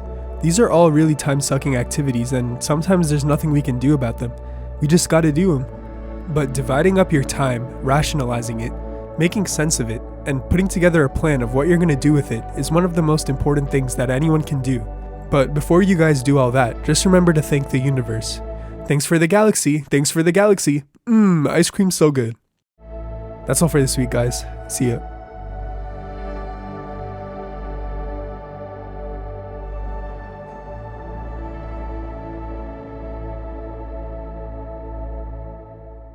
Hey guys.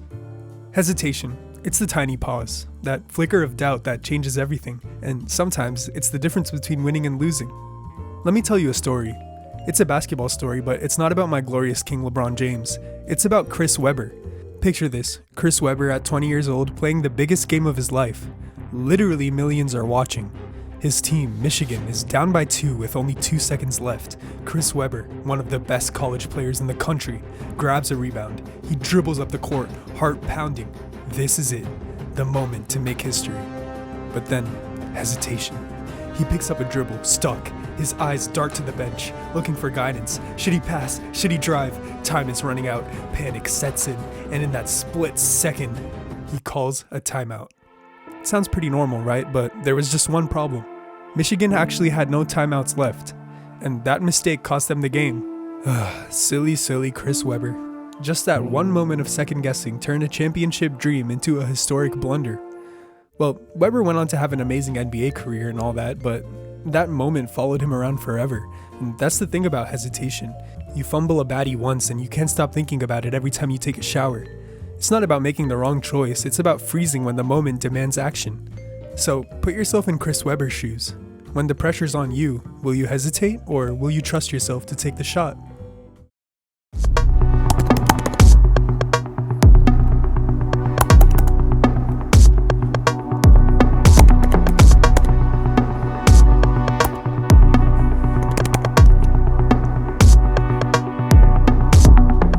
So, you know when you're about to send a really risky text message and your finger hovers over the send button for just 1 second before you finally decide to press send? That's hesitation. And that's bad. Or is it? No, but really, not all kinds of hesitation have to be bad.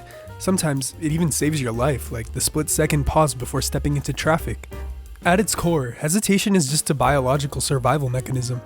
Our brain has a limbic system. It's ancient. It's an emotional part that sends out 2 conflicting signals. One tells you to do the thing, and the second tells you to wait. This could be dangerous. This tug of war between your prefrontal cortex and your amygdala can result in the freeze response. Ever heard of fight or flight? There's actually a third one, freeze. And that's basically all hesitation is. Your great ancestor, Grug, once saw a lion and instead of spearing it to death, he just froze. Bro has 0 survival instincts, and that's why you don't either. Scientists actually distinguish between reaction time and decision time. Reaction time is automatic, like jerking your hand away from a hot stove as soon as you touch it. Decision time, though, is what we call hesitation. The deliberate pause when your brain says, hold up, let me run some calculations. If I touch hot stove, my hand gonna go ouchie, and I'm gonna lift it up, and I'm gonna have boo-boo, and I'm gonna be very saddy. This pause is sometimes milliseconds, sometimes even years. Another plot twist, hesitation actually taps into our memory banks. Our brains don't just hesitate for fun. They cross-reference everything we've ever experienced in our lives to predict how this might go.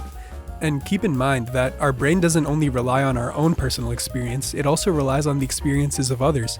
If you've heard or seen someone else burn their hand on a hot stove, you don't have to burn it yourself to know that that's probably not a good idea. There's a quote that I really like. A cat who burned his hand on a hot stove will never touch a hot stove again, but will also never touch a cold stove again.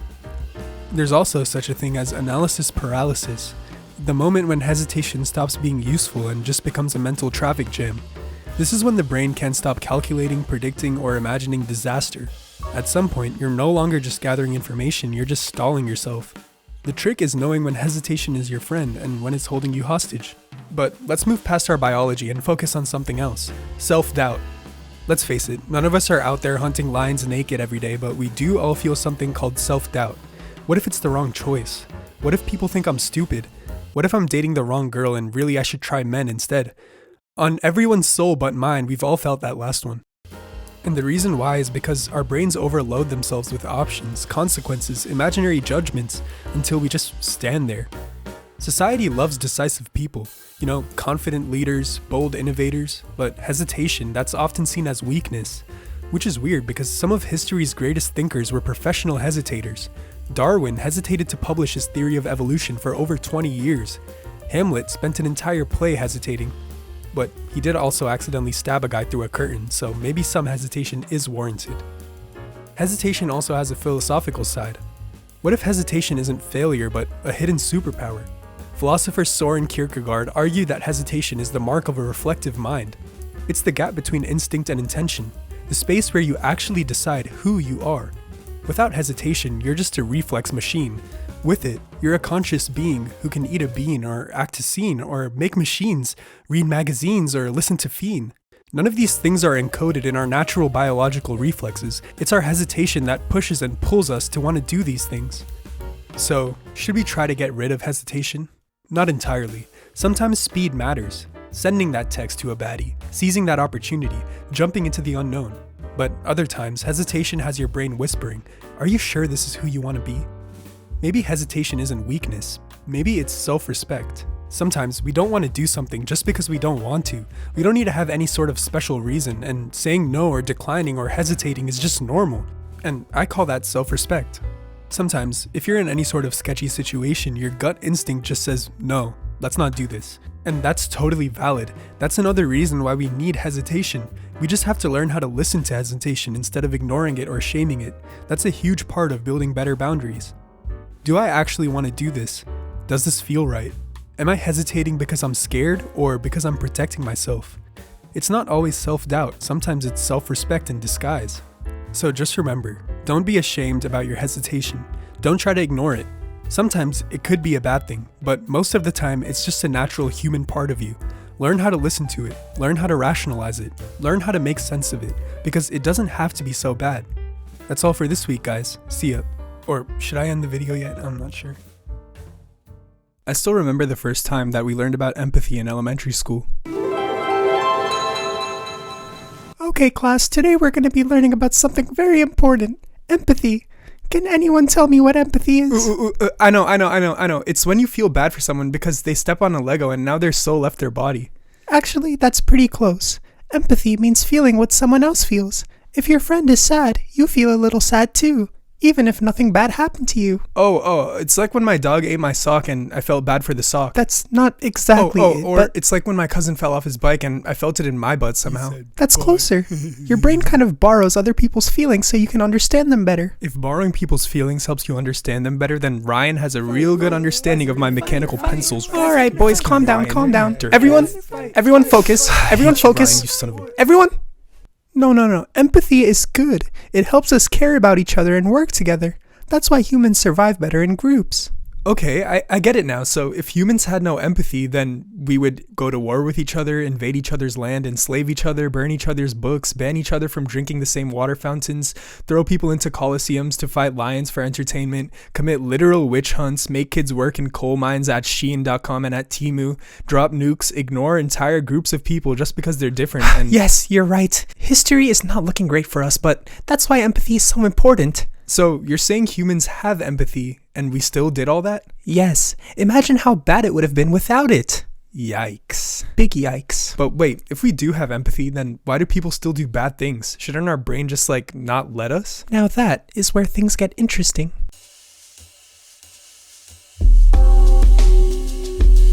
Ah, that miraculous human ability to feel what someone else is feeling. It's never left me since elementary school. To step into people's shoes, even if those shoes are damp, uncomfortable, and 3 sizes too small. It's the glue of civilization, or at least it would be if humans actually used it consistently. Psychologists define empathy in 2 different flavors: cognitive empathy, where you understand someone's emotions, and affective empathy, where you actually feel them. Turns out, you can intellectually grasp that someone's suffering and still not care. Humanity's been perfecting that trick for millennia. Take the medieval witch trials, for instance. Oh no, she's drowning, how terrible. Anyway, at least now we know she wasn't a witch.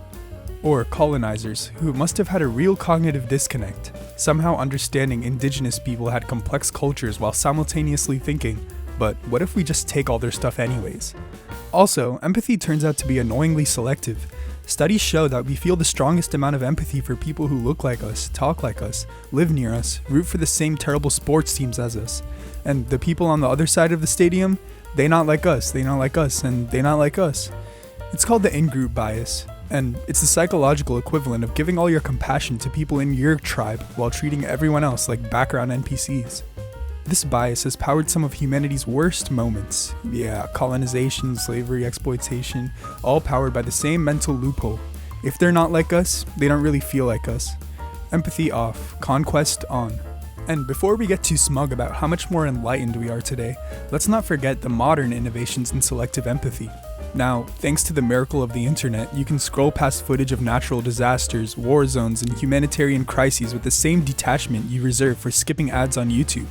I mean, think about it. Back before social media, all you would hear about were the disasters in your local area, and they were so rare that they hit just 10 times harder.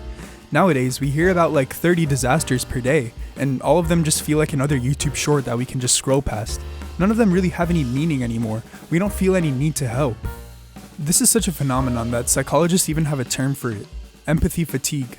It turns out that caring is pretty exhausting. Your brain can only handle so much suffering before it quietly just hits the pause button. 1 minute, you're deeply moved by a heartbreaking story, and the next second, you're scrolling for memes to cleanse the emotional palate. It's not that we lack empathy, we're just rationing it out. It's like some rare resource, and no, rare resources cannot be wasted on every single tragedy. Yet, for all our flaws, empathy is what makes us capable of incredible acts of courage and kindness. When we break through the tribal wiring, and we let ourselves care about people who look nothing like us, speak languages we don't understand, or live thousands of miles away, that's when we touch something really rare, something almost miraculous, and something undeniably human. The real question isn't whether or not humans have empathy, it's whether we're willing to use it when it's inconvenient, unprofitable, or uncomfortable. After all, empathy isn't just about sharing joy or pain, it's about understanding that someone else's story is just as real as your own story. Even if they're wearing different shoes, even if you never want to walk a mile in them. And maybe, just maybe, if we got a little better at flexing that empathy muscle, we wouldn't need so many documentaries, history lessons, and cautionary tales reminding us what happens when we turn it off. That's all for this week, guys. See ya. Hey guys, I like to think I'm a pretty honest person nowadays, but when I was younger, I really wasn't all too honest. I had done little tiny lies before, like, no, I didn't eat the last cookie. Of course I brushed my teeth. No, that was my little brother on my search history. My homework, done and perfect. Little lies. Lies so smooth, even I started believing them. And the best part, they worked. Every single time. Until one day, they didn't. It all went down on one fateful Tuesday. There I was, sitting in class when I saw my chance. A test. a math test. I had not studied, but I had an out. Sudden, tragic illness. I put on the performance of a lifetime. So I stood up, clutched my stomach, and said, "Oh my good lord, my bladder is killing me, my bladder is literally killing me, and Miss Teacher, it's all your fault for not letting me use the bathroom before this test. It's all your fault, and you will rue the day." That's what I said. But the teacher was pretty unfazed. She just said, "Go to the nurse," and so that's what I did. I went down the hallway and went to the nurse, thinking to myself the entire time, how did I manage to get away with that? All I had to do was keep up this Oscar-worthy performance so that I could finally go home. So the nurse asked me, "What's wrong with you today?" And I said, "My bladder, it's just killing me. My bladder, and it's all teacher's fault. We should tell the principal and get her fired, shouldn't we?" But the nurse was pretty unbothered. She just kept asking me all kinds of questions like what exactly is wrong with my bladder. So I had to make all kinds of things up, and I just said the first and most obvious thing that I could think of. "Nurse, I'm having urinary incontinence. I've lost bladder control due to neurological disorder." And suddenly her face turned from calm to very shocked, and she said, "Let's get this boy to the hospital right away." So that's what they did. They called an ambulance and I went to the hospital, and as soon as I got there, the nurse pulls out this big long tube and she says, "I'm sorry, there's no other option. The only way to fix this is a catheter." Uh-oh, this isn't sounding very good. And that's when I got up and said out loud, "Guys, I just did that to get out of a math test. Please do not put that thing anywhere near my ding-a-ling-a-ling-a-ling." So they just let me go, and the entire way home, my mom was yelling at me, teaching me the importance of honesty. And that's what I want to teach you guys today too, because none of that story was real at all, and it was all made up, just like a majority of animated YouTubers who tell anecdotes about their lives. Nowadays, in the internet age, it's way easier for people to lie and get away with it, because there's no such thing as verification anymore. You can say whatever you want and no one's ever going to question you, even if what you say has millions or billions of views. So my friends, with all this lying going on the internet, I decided to be the one YouTuber who's going to be completely 100% honest. I decided to order a truth serum off of Amazon and see how important honesty really is to our lives, and how does this change my life. I guess we're about to find out right now when I put it in me. Alright, just gotta inject it right here. Oh god, I see now. I made a big mistake. Alright, it's fine. Just gotta stay cool, keep my mouth shut. Sometimes I dream about LeBron James' veiny No, wait, that was a joke. Okay, no it wasn't. Oh god, what else have I been lying about? It's like last month my friend made me her famous baked ziti, but it turned out to be straight dog water. Maybe lying really is a good thing sometimes. Okay, so quick realization. Truth serums would be a disaster. Like, imagine if every single thought in your brain just leaked out with no filter. This is why lying is sometimes a good thing. It's sometimes just being polite, and that's why we say, haha, no worries, when in fact we're so worried. Or why we tell people that their baby is cute, even if it looks like a camel's ball sack. Truth serums, bad. Lying, bad too, but kind of essential. If everyone started blurting out the truth 24/7, society would crumble instantly. So now we know that the truth all the time would be bad, but what about lying all the time? So now we got my friend Rusty, and he's gonna help me out by asking me the same question before he injects me with a lying serum and after he injects me with a lying serum, which in hindsight seems like something that shouldn't legally exist, but I bought it from a guy in a trench coat outside a gas station, so I'm feeling really good about my life choices. Anyway, Rusty, ask me the question and then inject me with the lying serum, and let's see how my answer changes. Do you have romantic thoughts about LeBron James? Fine. Yeah, I do, but anyway, just get this over with and inject me with the lying serum already. Do you have romantic thoughts about LeBron James? Look, folks, let me tell you something. LeBron James, great player. Some say the greatest. Who knows? People talk. A lot of people talk. But what I do know is that I've done tremendous things. Truly tremendous, historic things, and the media... Okay, stop. Alright, realization number 2. Lying all the time is just as damaging as telling the truth all the time, because both extremes lead to a lack of trust. Constant lying erodes credibility, making it hard for anyone to ever believe you again. And unrelenting truthfulness could alienate people. Raw honesty might be too harsh or unwelcome at times. There is a third thing that falls right in between being honest and being a liar, and that's withholding important information. It can be seen as a form of lying because it creates a misleading or incomplete picture, which can lead others to make incorrect conclusions or decisions based on what you're withholding. When we intentionally withhold details, we are consciously controlling the narrative, leaving out details that could alter someone's understanding or perception of the situation. In essence, it's not just about what you say, but also about what you choose not to say. There are instances where withholding information isn't necessarily dishonest, like in cases where it might be inappropriate or harmful to share certain details, but in the context of serious matters, especially where others depend on full clarity to make informed decisions, withholding important information can be just as damaging as an outright lie. After taking both serums for myself, I realize now that there's a perfect balance between honesty and little white lies. Telling huge lies is obviously a bad thing, everyone can agree on that, but little white lies every once in a while to avoid hurting someone you really care about can't be that much of a bad thing. Just think of white lies like your emergency brake. You only pull it when you absolutely need to, and only in rare, high-pressure situations. You don't rely on the emergency brake for normal driving. You shouldn't depend on white lies for everyday situations. Overusing either can throw off the balance and lead to consequences that you want to avoid. So, instead of giving you guys advice, I'll just let you guys decide for yourself. Would you like to be lied to all the time? Or would you like it if people were completely honest with you? Pick the answer you like better and be that way to everyone you know. That's all for this week. See ya. Hello everyone and welcome to the late but kind of early show with Breaking Point. And on this episode we're gonna cover patience. Have you ever felt the world is moving too fast? Everything is designed nowadays to be immediate. Fast food, instant streaming. It's easy to forget that patience is not only a virtue, it's a superpower. And today everyone, I have a very special guest with me. He's a DeVry University graduate who has won 2.5 Nobel Peace Prizes in his 46 years of study over the concept of patience. Welcome, Dr. Patty Entz. Please welcome Dr. Patty Entz. Please welcome Dr. Patty Entz. Anyone? David? Did you even book him for tonight? Oh. Oh, there you are. Bro, you silly dummy baka. I'm a professor of patience. I was literally testing your patience. Very funny. I thought NBC was going to fire me today thanks to that little shenanigan. Oh, then maybe you need to learn patience then, huh? How about that, huh? You're right. Okay, let's just get back to Guess how long it took them to build the Great Wall of China. Just take a guess. Is this your show or my show? I don't know, like 10 years? What? No. Do you know how big the Great Wall of China is? Okay. Like 200 years or something? No. It actually took them 2,000 years. And your silly little monkey brain can't comprehend that because of fast food and fast fashion. And you're just fast everything. Okay. You're a little monkey brain, aren't you? You're just a little monkey brain. Come on. Okay. Okay. For a professor of patience, you have a really short patience. I just want to ask you some questions, okay? Oh, okay. I guess we can do that, yeah.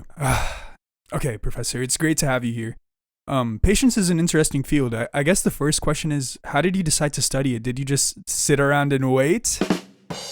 Alright, that joke was literally dog water. Yeah, I know. Schumer? Okay, back to the question. I don't know. Well, patience isn't just waiting. Mm-hmm. You know, it's the art of enduring without frustration. Mm-hmm. Think of it like standing in line for a roller coaster. Mm-hmm. Sure, the wait sucks, but you don't get mad if the ride is worth the wait. Mm-hmm. Can you stop saying you annoying? Okay. You see, impatience is often just fear in disguise. Fear that the text won't come. Fear that the package is lost. But patience puts trust into the process. Think of it like gardening. You wouldn't dig up a seed every single day to see if it's still growing properly, would you? Well, I know you would because you're a little monkey brain. Alright. But how about anyone in the audience? I love you.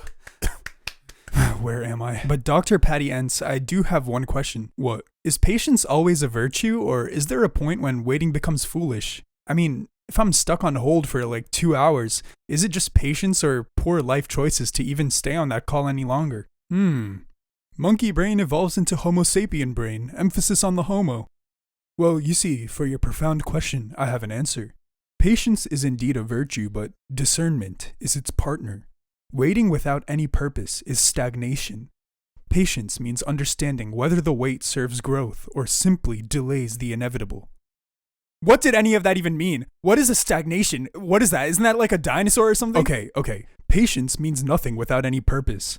When we wait for something. If we're waiting for simply no reason, then patience has lost all its meaning. Oh, I see now. So we should exercise patience on things that are important to us. Yeah, surprisingly, that's right. And maybe while you're exercising patience, just exercise in general. Okay, everyone. This has been Professor Patty Ensign. Thanks for tuning into the Late but kind of early show with a breaking point. See you next episode. Hey guys, as many of you know, this is an animated channel. From the beginning, I replaced myself with an animated character of myself because I was always a little self-conscious about being on camera. Now that we're nearing on 300 subs, and I'm so grateful for all of you guys who are supporting and watching our videos, I think it's time for me to reveal my face once and for all. Here goes nothing. 3, 2... Oh yeah, and by the way guys, I really did want to thank you for all the support. I've been reading all your comments and all the kind words and personal stories just really brighten my mood. But enough with the stalling, okay? Let's just go on with the review. And in 3, 2, 1. So, okay, wait. 3, 5. Okay, 5. No, wait. 10. 9, 8, 7. 6, wait a second. Did I say 8? Did I say 8? No, wait. I didn't say 8. Okay, 10, 9, 8. Hold up. I need to use the bathroom first. Okay, I'll be back. 1 sec. Alright. No more stalling. I can assure you guys that I'm really going to show it this time. I'm sorry. And here goes nothing. Did the camera die? I never thought much of it. You know, the ritual of stopping by the corner store, grabbing a lottery ticket on a whim, just to join in on this sliver of a dream. The clerk's weary smile, the hum of the refrigerator cooling rows of soda, the soft chime of the door as it swung shut behind me. It was all routine, and that day the air was no different. That ticket sat on my kitchen counter for days, a forgettable slip of paper. It was only during a half-hearted cleaning spree that I even thought to check it. One by one, they matched. First, disbelief, then a rush, a tidal wave crashing through my chest. $1 million. The jackpot. But the money eventually twisted things. At first, the new suits and sleek cars felt like a celebration, and then came the late nights and smoke-filled lounges, laughter drowned by the clink of expensive glasses, nights beside Jeff Bezos, Elon Musk, Mr. Beast, Hawk Tuah, the Rizzler and Big Justice. I basked in the admiration of unfamiliar faces, the kind that cheered louder the more money I spent. The small-town friends grew distant, their smiles tinged with discomfort. The ones who remained only did so with open palms. Ho ho ho, I'm Jeff Bezos, the founder of Amazon. Mr. Bezos, it's such a pleasure to meet you. Shut the fuck up, child. I only have limited time for peasants like you. And by the way, I just bought a private island and declared it a sovereign nation called Bezoslovenia. Taxes, 0. Laws, optional. The only way you can live there is if you make over $10 million per year. That's awesome, Mr. Bezos. And the national anthem. Take it away, Haley. Hawk to a spit on that thing. And Mr. Bezos, Yes, Jimmy. don't forget to tell him that the national food is Mr. Beast Feastables. Oh, yes. How could I have forgotten? I'm so sorry, Jimmy. The national food of... Mr. Bezos, I'd like to give Bezos Slovenia 21 big boons. Everyone join in with me. What did I do to end up here? You know, I thought getting a huge amount of money would just be an automatic solution to all my problems, but I guess not. You know, growing up it was all money, but maybe there's more to happiness than just money. I became reckless, arrogant. The man who once counted coins for gas now tossed bills out without a thought. The wrong crowd welcomed me like kin, and I mistook their attention for loyalty. I lost the humility that once grounded me, trading it for bravado and indulgence. The hum of the refrigerator, the comfort of my old kitchen, those simple pleasures had faded beneath the gleam of a hollow life. But none of that matters, because I'm rich. I'm rich. Wait a second. Scratch everything I said. Screw humility. I have money, and money is what makes people cool. With no money, you're just a loser. You know, it's funny, people always talk about humility like it's this grand virtue. Stay grounded, they say. Remember where you came from. But why would I want to stay grounded when I've got the sky?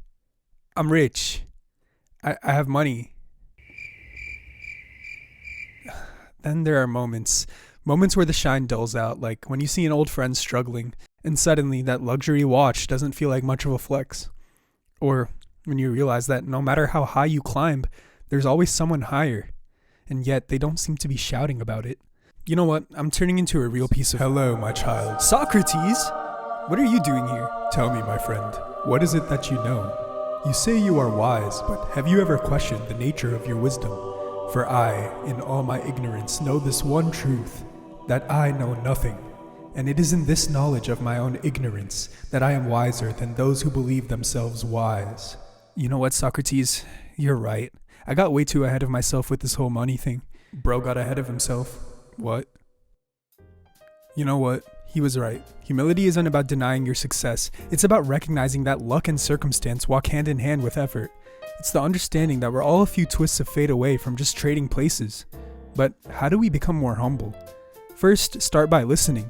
Truly listening. Not the kind where you wait for your turn to talk, but the kind where you lean into someone's experience, even if it doesn't align with yours. Reflect on your mistakes. Not to dwell, but to learn. The Stoics believe that self-examination is the path to virtue. What better way to grow than to understand where you've stumbled? And gratitude? Gratitude. It's hard to remain arrogant when you realize how much of your life has been shaped by others. Every mentor, every friend, every moment of kindness, they're all a part of your story. So here I am.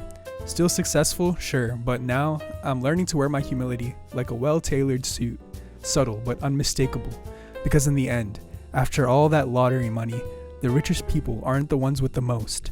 They're the ones who understand just how little they truly are in the grand, intricate web of life. And that's something worth being proud of. Hey guys, this week I'm afraid. No, not of monsters, not of heights, not the dark, or not even death. I'm afraid of one girl. You might think asking someone out is simple, normal, and human. And to that I say, you clearly underestimate the horror of hypotheticals. Like, what if she says no? What if she laughs? I've talked to her a few times at the campus coffee shop that she works at, but nothing beyond like, oh, you dropped your receipt and how much sugar do you want? But I'm worried that this one sentence that I plan to say is gonna go completely sideways somehow. And these are all the things that scare me. Like, if I was fucking Chris Hemsworth, I would walk into that coffee shop and ask her out in a second. But I'm not. I'm just me. Some people fear war, or snakes, or dying alone. I fear interaction. But you know what? I decided that I've had enough of being scared. I'm gonna pick up my camera and see how long it takes me to muster up the courage. And maybe, once I finally get the confidence to ask her out, you guys will all be a little bit proud of me. The beginning of the end, or maybe just the beginning of the end. Today I felt confident. I walked into the coffee shop thinking it was gonna be like some rom-com. You know, like accidental eye contact, some witty talk, and then suddenly we're building IKEA furniture together 5 months later with our kids. But that's the thing, right? Social media's warped my brain. I've seen too many soft-lit TikToks with couples in matching hoodies making banana pancakes. So when I called her Samantha, and she corrected me with, "It's Sarah," my brain just flatlined. I wanted to be smooth and mysterious, but instead I was sweaty and smelled vaguely like Febreze and fear. But you know what the worst part was? I thought saying the wrong name meant that she'd instantly hate me, because somewhere deep in my lizard brain, rejection equals annihilation. I tried to be normal, guys, you know, just normal, and somehow that just made everything worse. I rehearsed my order in my room like 50 times. 1 oat milk frappuccino, 1 oat milk frappuccino, but at the end of the day I ended up ordering a goat dick frappuccino. And the thing is, it's not really her, it's the idea of her. My brain builds up these huge expectations. I think every moment has to be the moment. Like, if I don't say the perfect thing, I'll lose the whole imaginary future I've created in my head where everything goes right. It's exhausting. The fear of messing up becomes so heavy that I end up messing up. I feel like my confidence was a bit better today. So when I saw her standing behind the barista counter, I made one clear goal. Just approach and say hi. Act normal. Just hi. No TED Talk, not a Shakespearean monologue, no Andrew Tate Sigma Riz, no what's your body count. Just hi. But I was way too scared to make direct eye contact with her, so I thought to myself, what if I just do it this time with my eyes closed? So that's what I did. I closed my eyes and said, "Hey, what are you doing after work today?" And when I finally opened my eyes, who else do I see but Rusty, her coworker, standing in front of me. Sarah was making my drink all the way on the other side of the counter. Yet another failure, just because I was too scared.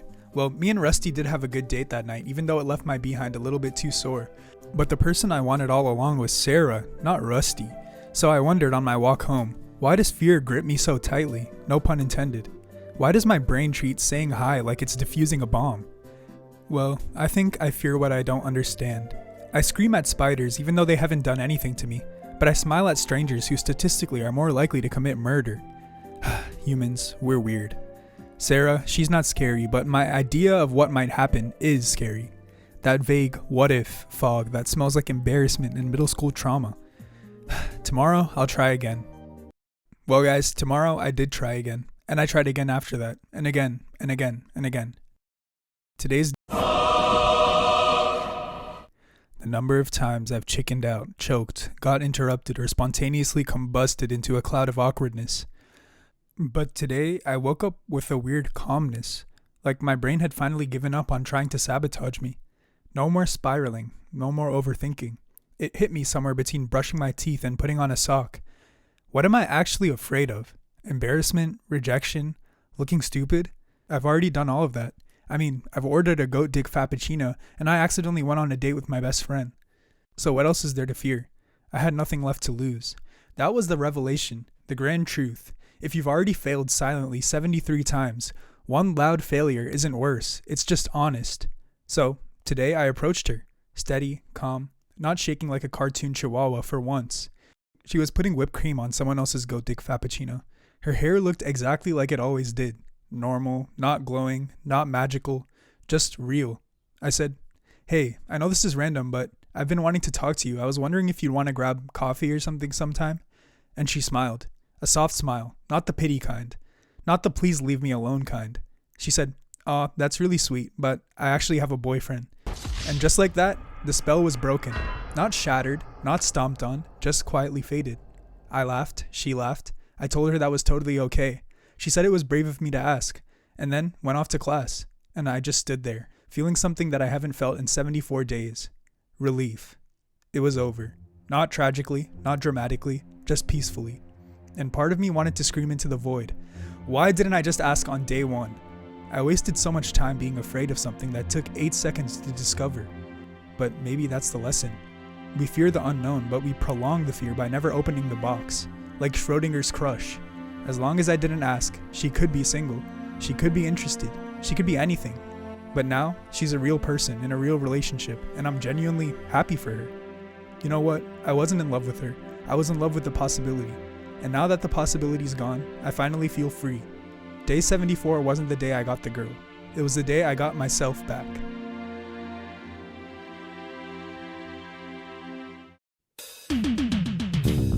You're always testing my patty ends. I wanna throw you on an electric fence. I wanna waterboard you and subject you to various forms of physical torture. He ain't my friend, it's Patty and me.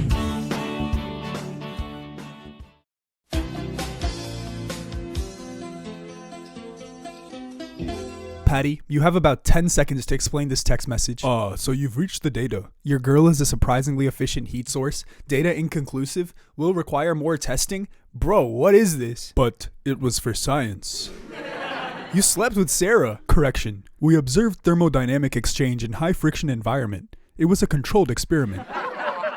Bro, you experimented inside my relationship? Technically, your relationship had a 72% instability rate. I graphed it. Oh, I made a graph, so it's totally chill that I slept with my best friend's girlfriend. Well, I also made a pie chart. Ironically, it's labeled who Sarah actually likes. And spoiler, you're not even a sliver.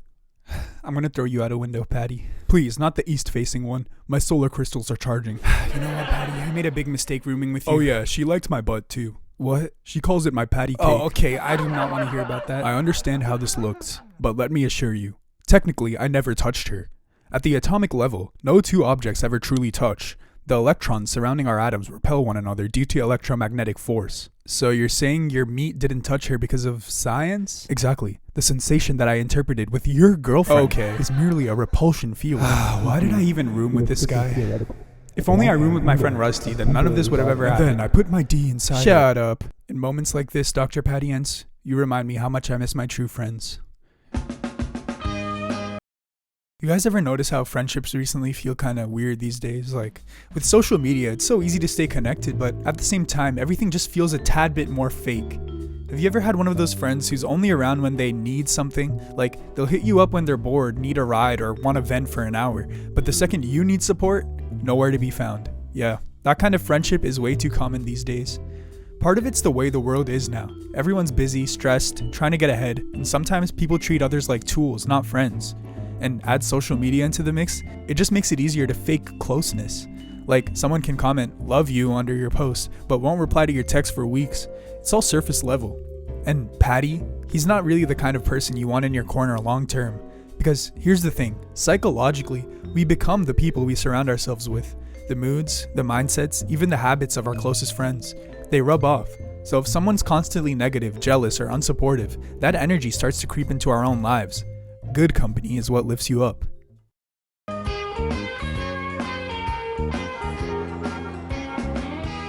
Hey man, you look so nervous today. What's going on? Nothing. I just have a job interview and I'm so nervous. I haven't prepared at all. Hey, what's all the fuss about? Oh, hey Patty. I have a job interview in like a half hour. I haven't prepared at all. Dude, you look sweatier than Diddy when he saw the SWAT team on his Ring camera. I know. It's not helping, by the way. What's not helping? He's saying that it's not helpful for you to just keep saying he looks like shit. Let's give him some real advice. Okay, fine. We'll be the interviewers, and you just say what you're gonna say in your interview. Finally, a good idea from Dr. Patty Ents. So, I guess the first question, tell us a bit about yourself. Okay. I'm from... No, you dumb little stinky boy. You never want to answer this question like that. Oh. Let me tell you what to say. You need to be bold and unpredictable. Throw them off. Okay. Say something like, "Well, I'm not really a me person, more of a we person." That's a terrible idea. No, it's genius. It shows initiative, creativity, and healthy disregard for personal boundaries. Now, next question. Why do you want to work here? I think we'll just wrap it up here, Patty. Thanks for the help. No, I've played these games since I was young. I know how the job industry works. Trust me on Patty, this. you're being really negative right now. Maybe we shouldn't stress him out so much. You know what? He needs stress. You're ticking me off. You're flipping a switch within me. A new switch I never knew I had. Alright, Patty, you're being a bit dramatic. It's just a job interview. Yeah, Patty, you're so negative. You know what? Forget everything Patty said. Go out there and kill the interview. Don't think too much. You know what? I will. No, you won't. I will. Nah, you ain't getting that job, buddy.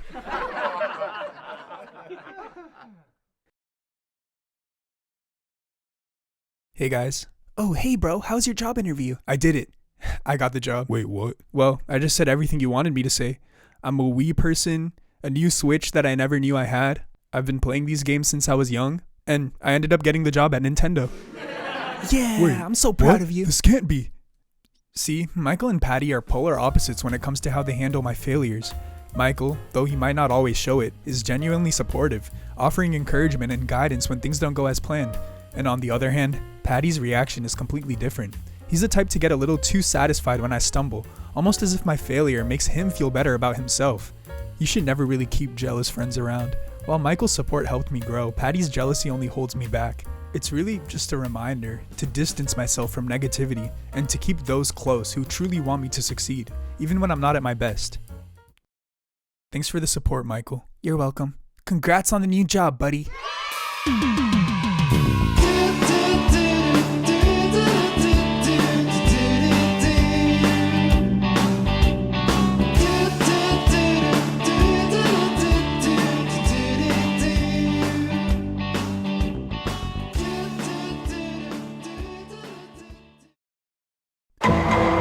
Court is now in session. The case, Patty versus... Why am I even here? I'm talking here. Defendant, rise. I've risen. Bailiff Sarah, what are we looking at? We're looking at a case of thievery, robbery, theft. What? The defendant allegedly stole a joke from Mr. Patty here. But I did repeated it louder and received a laugh 3 times the original laugh velocity. The joke, Your Honor, was... Please, Sarah, allow me.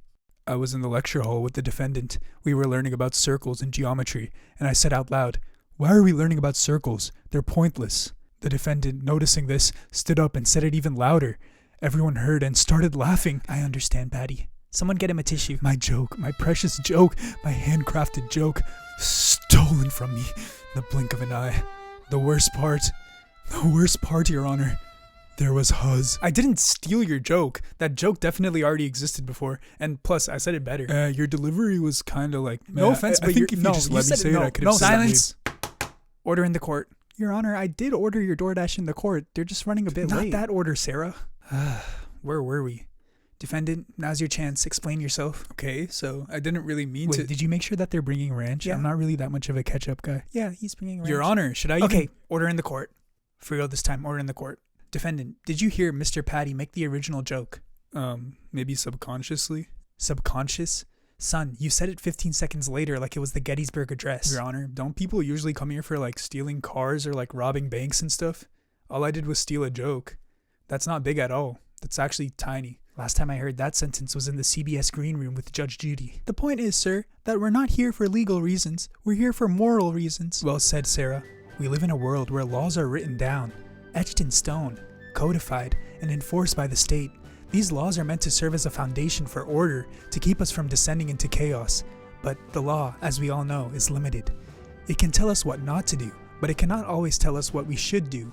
The law might say it's legal to take something, but morality, true morality, asks whether we should take it in the first place. The law does not protect the right to do wrong, no matter how cleverly you dress it up. And while the law may convict you for theft, it will not punish the damage caused by loss of trust or integrity. Only your own conscience can judge that. So you're saying that he's saying that this court is a moral court rather than a legal court. Yeah, and when you stole his joke, it was morally wrong, not legally wrong. What do I care about morals? All I did was steal a joke. That's way less morally wrong than things the top 8% of Americans are doing. It's because you are held with a high standard. Your reputation is not yet tainted. How about what you're doing is morally wrong, Your Honor? What? Convicting an innocent man. I'd like to see your credentials. Where have you worked before this? Well, first a food court, then a tennis court, and now this court. You're not seeing the point. Morals are the backbone of society. Without them, we're just hairless monkeys with credit cards. There must be order, integrity. But aren't morals subjective? Aren't they flexible like gyat in a yoga pants? Like sometimes they're necessary and sometimes they're way too tight. Yeah, I'll allow the yoga pants analogy. Proceed. The point is that something being morally right can shift based on the societal perspective, right? No, you monkey brain, you stupid little monkey baka brain. Everyone has to be strong in their morals and values. Otherwise, society will crumble. You like the Beatles, right? Yeah, I guess their maxillary palp is pretty cool. No, not the bug. The band. Let's just say back in their solo years, Ringo had a song about liking a pretty young woman, and John Lennon had a song where he spammed the N-word every 5 minutes. It sounded like a Call of Duty lobby. He does have a good point, Your Honor. Back then, those were the most famous songs, and no one had an issue with them because the morals of the time were different. Different? Next you'll say murder is a gray area. This is exactly how the Roman Empire fell. Lack of moral discipline and too many orgies. Hey, don't knock the Romans. They gave us plumbing and pizza, eventually. Technically, pizza came from Naples, which was long after... Alright guys, this is a court of law, not Wikipedia with yelling. The point is that if you look at the flexibility of morals, then there would be no such thing as morally right or morally wrong. No, morals are like salad. Everyone says they're important, but deep down we all want fries. Morals are like society's way of saying, I don't trust you not to lick that doorknob. What if I wouldn't have licked the doorknob in the first place? Well, anyone can lick a doorknob. That's the entire point. I wouldn't. Yes, you would. No, I wouldn't. Yes, you would. No, I wouldn't. When I was a little kid, I found a family of worms in the dirt. I dug them up, and I filled their home with water. They all drowned. See, even the judge can be morally right all the time. I'm afraid he has a point, guys. I guess so. You guys are forgetting something. Morals are sometimes the only thing standing between decency and chaos, especially when the law hasn't caught up. Not everything that's legal is ethical, like recording someone getting hurt just to post it online instead of helping them. He's right too, guys. This job is so hard. It's almost like I have to judge between two different things or something. In a world evolving faster than legislation, strong personal morals can fill in the gaps where rules fall short. Okay, maybe morals do have their place. Like warning labels. Not everyone reads them, but at least they're there to stop people from licking doorknobs. But isn't war sometimes considered morally right? But we're just killing innocent people, dropping bombs and raiding people's houses? Yeah, Your Honor, it's like those worms you were talking about earlier, but with real people. I think that's because humans still have a long way to go. The point is that you are an individual. That's true. And I guess if every individual has a good moral compass, then it compounds and adds up, and the world just becomes a better place. I know, right? It's almost like being good is good and being bad is bad. It gets way harder than that, Your Honor. That's exactly what I told Judge Judy. We should all be in agreement here. Morals are necessary, but they can be twisted. The defendant here did steal a joke with bad intentions. Yeah, bad intentions. This is my job, Sarah. The defendant did steal the joke with bad intentions, which makes it morally wrong. But the defendant could have also waged war, killed animals, destroyed ecosystems, exploited labor, polluted environments, extracted resources, tested on animals, hoarded wealth, lobbied governments, censored information, profit from violence, over-medicated people, and monetized suffering. And all those, by today's standards, would have been considered morally right. That's subjective. Court is now dismissed. Has my McDonald's arrived yet? Oh, I thought you wanted Wendy's. Hey guys, I actually have a severe peanut allergy. It's life-threatening. One bite of the wrong food, and I'm guaranteed a one-way trip to heaven. I remember once when I was out with my friends, and we all decided to go and eat at a falafel place. When we finally got there, I was looking at the menu and trying to see what I could get that fits within the boundaries of my allergy. So I finally decided to get falafel platter A. So I asked the worker, hey, does falafel platter A have any nuts in it? No. You know, I have a severe allergy, so if I eat any and it does have nuts, I'm basically dead, and it's your fault. No, it's not. It's your fault. No, it's not. So, are you sure? Sure about what? Are you sure it doesn't have nuts? Yeah. Double sure? Yeah. Triple sure? Yeah. Quadruple sure? Yeah. Quintuple sure? Yeah. Sextuple sure? Yeah. It had nuts. And the next thing you know, my friends are rushing me in the back of a car to the hospital while my throat was literally closing. In moments like this, people with severe allergies can go into something called anaphylactic shock. And that's exactly what I was going into. I thought it might be my last moments on Earth. The point of all this, guys, is that I used to think I was like nothing could really touch me. But one day, a bite of the wrong cookie could just change everything. I could go into anaphylactic shock. I might even die. It's terrifying how fast life could shift from normal to life-threatening. Not just for me, for anyone. Since that moment, I don't take anything for granted. Every breath, every hug, every laugh with someone I love, it all means more now. That experience didn't just scare me, it woke me up. Life isn't promised, and sometimes it takes facing death to really understand how fragile and precious each moment is. Let me ask you guys a question. Have you ever just taken a deep breath and, noticed it? The simple act of inhaling, the rise of your chest, the miracle of air even entering your lungs without pain, without struggle. We often don't even think about it. It's one of many, many things we overlook, because in the rush of our lives, we forget to be grateful for even little things. Philosophers from the Stoics to Buddhists have spoken of this many times. Marcus Aurelius, the Roman emperor and Stoic philosopher, wrote, "When you arise in the morning, think of what a privilege it is to be alive, to breathe, to think, to enjoy, to love." Let me tell you guys a little story about a toad and a lion in a savanna. Once upon a time, there lived a toad and a lion in a savanna. The lion wasn't just your average lion, he was a luxury lion. He wore a gold chain made of antelope bones, he had a live, laugh, roar tattoo, rich-ass parents, and a dedicated team of meerkats who massaged his paws and fanned him with banana leaves everywhere he went. Despite having literally everything though, somehow he was still never satisfied. This water? Room temperature. Disgusting. This zebra? Not grass-fed? Ew, I deserve better. But meanwhile, on the other side of the savannah, there lived this chill-ass toad in a shallow puddle. Every morning, the toad would croak with joy. Ah, mud in my armpits? I'm blessed. He was thankful for everything. One year though, disaster completely struck. A drought. All the rivers vanished. The trees said nope and crumbled into sticks. The only moisture for miles seemed to be your mom. The lion was absolutely furious. He sat on his throne while his little meerkats were glazing him into the night. Desperate, starving, and partially dehydrated to the point where his mane resembled uncooked spaghetti, he stumbled across a pathetic little puddle. He saw Mr. Toad just chilling in there, grabbed Mr. Toad, threw him out, and started drinking his puddle. "What was that for?" said Mr. Toad. The lion went on a rant. "You see, I'm the biggest in all of the kingdom, so I deserve more. Being big makes you strong. It makes you powerful. The bigger, the stronger. And you're just a puny, pathetic little..." Where are these goddamn lions hiding? We should go back home, sir. I'm scared. Also, how many remakes does Lion King even need? I mean, we have the Broadway musical, we have the live-action remake, You don't understand art. You don't understand the movie business. I'm sorry, sir, I'm sorry. Last time we had Donald Glover, and this time we have Michael B. Jordan on board, and he is so hot right now. And not to mention, last time we had CGI. This time we have real lions, and we all know that. Practical is better than digital. Good boy. Louder. Practical is better. Practical is better.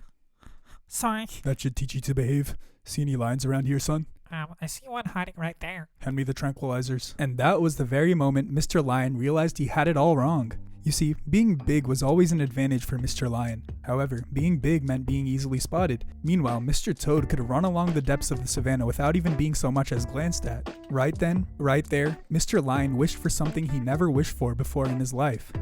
At that moment, Mr. Lion wished he was smaller. You always want what you don't have. People always say the grass is greener on the other side, but somehow, whenever you get to the other side, that grass still isn't green enough. You want the lawn across that fence, and then the next, and then maybe AstroTurf, because real grass is just so boring. It's a universal itch. The moment we all have something, we stop seeing its value. We get used to it, numb to it. We crave the new, the distant, the unattainable. It's not because those things are better, it's because they're missing. And in the absence of something, our imagination fills in all the wonderful things it could be. The poor want money, the rich want time, the young want independence, the old want youth, the single want love, the married want space. We're all staring out different windows, longing for what's not in the room. But here's the twist. The version of you that gets what you want, that person will want something else. This isn't to say ambition is bad, but unchecked longing can be a trap, a treadmill where you chase happiness but never quite catch it. The antidote isn't to stop wanting, it's to learn to see what you already have, like Mr. Toad, because sometimes what you have is something someone's desperately wishing they had. That's it for this week. See ya. So, what did you do today, Patty? I lied, robbed an old lady, cheated on my girlfriend, jaywalked. Whoa, what the hell? You jaywalked? Dude, you know karma exists, right? Oh, please. Karma's just a bedtime story for guilty people. You, on the other hand, you probably helped a robber do his taxes. Actually, yeah, I did. And I did see this homeless guy selling yellow hats for $10 and a blowjob. Oh, that is a pretty nice hat. You know, for all the nice stuff I do, the universe is definitely going to reward me big. I used to think that too when I thought Santa Claus was real. Okay, stop that. Santa Claus is real, just like karma. Okay, if karma's real, then how come nothing bad happened to me today? Patty, you're like the meanest dude I know. Trust me, something bad's going to happen to you eventually. Yo, dude. Michael? What is it? Well, I don't know how to put this, but your pet owl, Saddam Hussein, he escaped his cage today, and we haven't found him. No, this can't be real. No, this can't be happening. I've only done good things. Why does the universe punish me like this? See, I told you. The universe doesn't care if you're good or bad. There's no such thing as karma. And now, Saddam Hussein is nowhere to be found. No, stop, Patty. I'm sure Saddam Hussein is hiding somewhere. We just have to find his hiding spot. Come on, Patty. Right behind you, buddy.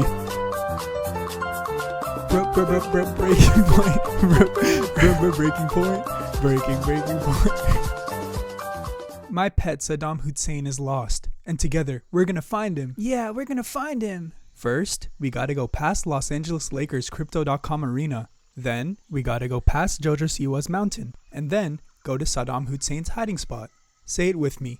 Los Angeles Lakers Crypto.com arena, Jojo Siwa's mountain, Saddam Hussein's hiding spot. Los Angeles Lakers Crypto.com arena, Jojo Siwa's mountain, Saddam Hussein's hiding spot. Good. Now where are we going first? Los Angeles Lakers Crypto.com arena. Good boy, Patty. Follow me, everyone.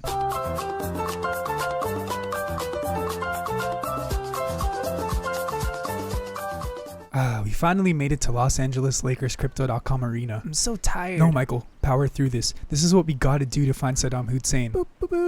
Hey, look, a fen addict outside Los Angeles Lakers Crypto.com arena. What's your name, miss? Sarah? What do you guys think? Should we give this woman $50 as an act of kindness?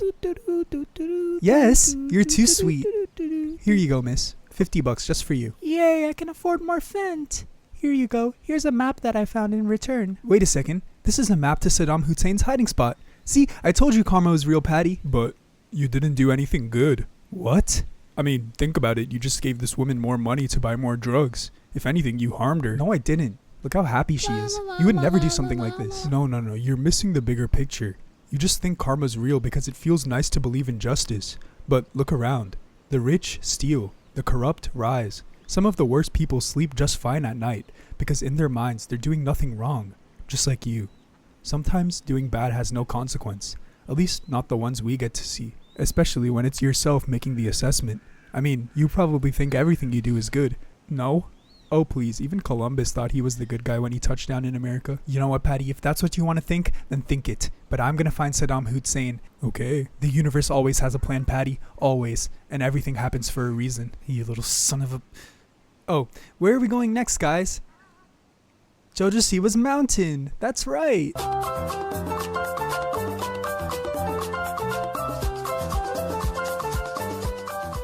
I've been waiting for you guys. Nice to see you. Hey, nice to see you too, Jojo. I recently lost my pet owl and I've really been struggling with the concept of karma. I thought everything in life happened for a reason. I thought everything was part of the universe's grand plan. I've always been nothing but nice to people, but the universe punishes me. Why is my flammulated Eurasian eagle owl missing, but my school bully's flammulated Eurasian eagle owl isn't? Listen, karma is real. Karma's also a bitch too, okay? Sometimes karma doesn't have to be something magical, something spiritual, something fantasy. Karma can just be real life. It's something as simple as be nice to others and they'll be nice back to you. That's real karma. So it's something psychological? No, listen. This reflects a principle that's found in many philosophies, from Confucianism's Ren to Kant's categorical imperative to the golden rule. Your actions shape the environment you live in. Jojo's right. Think about it this way, my friend. If you're mean to everyone you know, they will never reciprocate kindness back to you because they have no reason to. You're really right, Patty. But what about what you said before about good or bad being subjective? Karma doesn't need absolute truth to work. It works because every action you take changes how people see you and how they treat you. Your words echo, your choices ripple. So, for someone corrupt who still possesses success, their karma comes in the form of criticism? I guess you could say that. Thank you, Jojo. My parents always said, do good and good karma will come to you. And I've been really doubting. Okay, stop. You already said that. Okay, get out of here, man. Go find your owl. Go find your owl, man. Sorry. Man, your owl's missing, bro.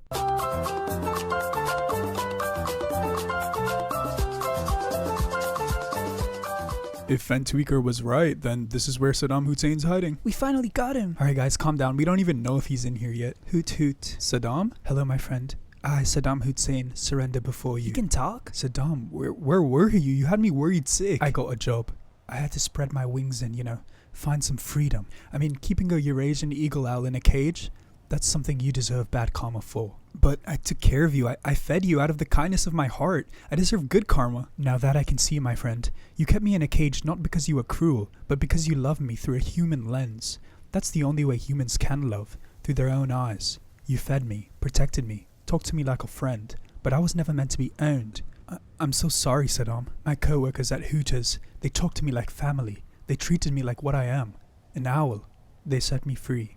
And your karma is losing me. What did I tell you? Good and bad is subjective. Okay, Patty, I admit it, you were right. You believed karma was broken because it didn't reward your kindness, but karma is not a vending machine. It's not even real. Not in the way you think. It's just a mirror, and every mirror is shaped by the one looking into it. I don't get any of this. It's like we're in the script of a really badly written YouTube video. It's easy, Michael. Jojo was right. Karma is nothing fantastical. It's practical. To the kind, karma feels delayed. To the cruel, karma feels invisible.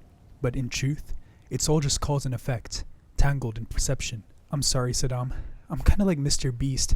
I always think doing kind things to random strangers will help me gain good karma. But meanwhile, I'm always ignoring the ones right in front of me, the ones who've been with me all the way. I'm glad to know that we're on the same page. Speaking of Paige, I have a coworker named Paige who has the giganticest pair of honkers I've ever seen in my life. And both of our shifts start in 30 minutes. See you guys. Bye-bye, Saddam. Thank you.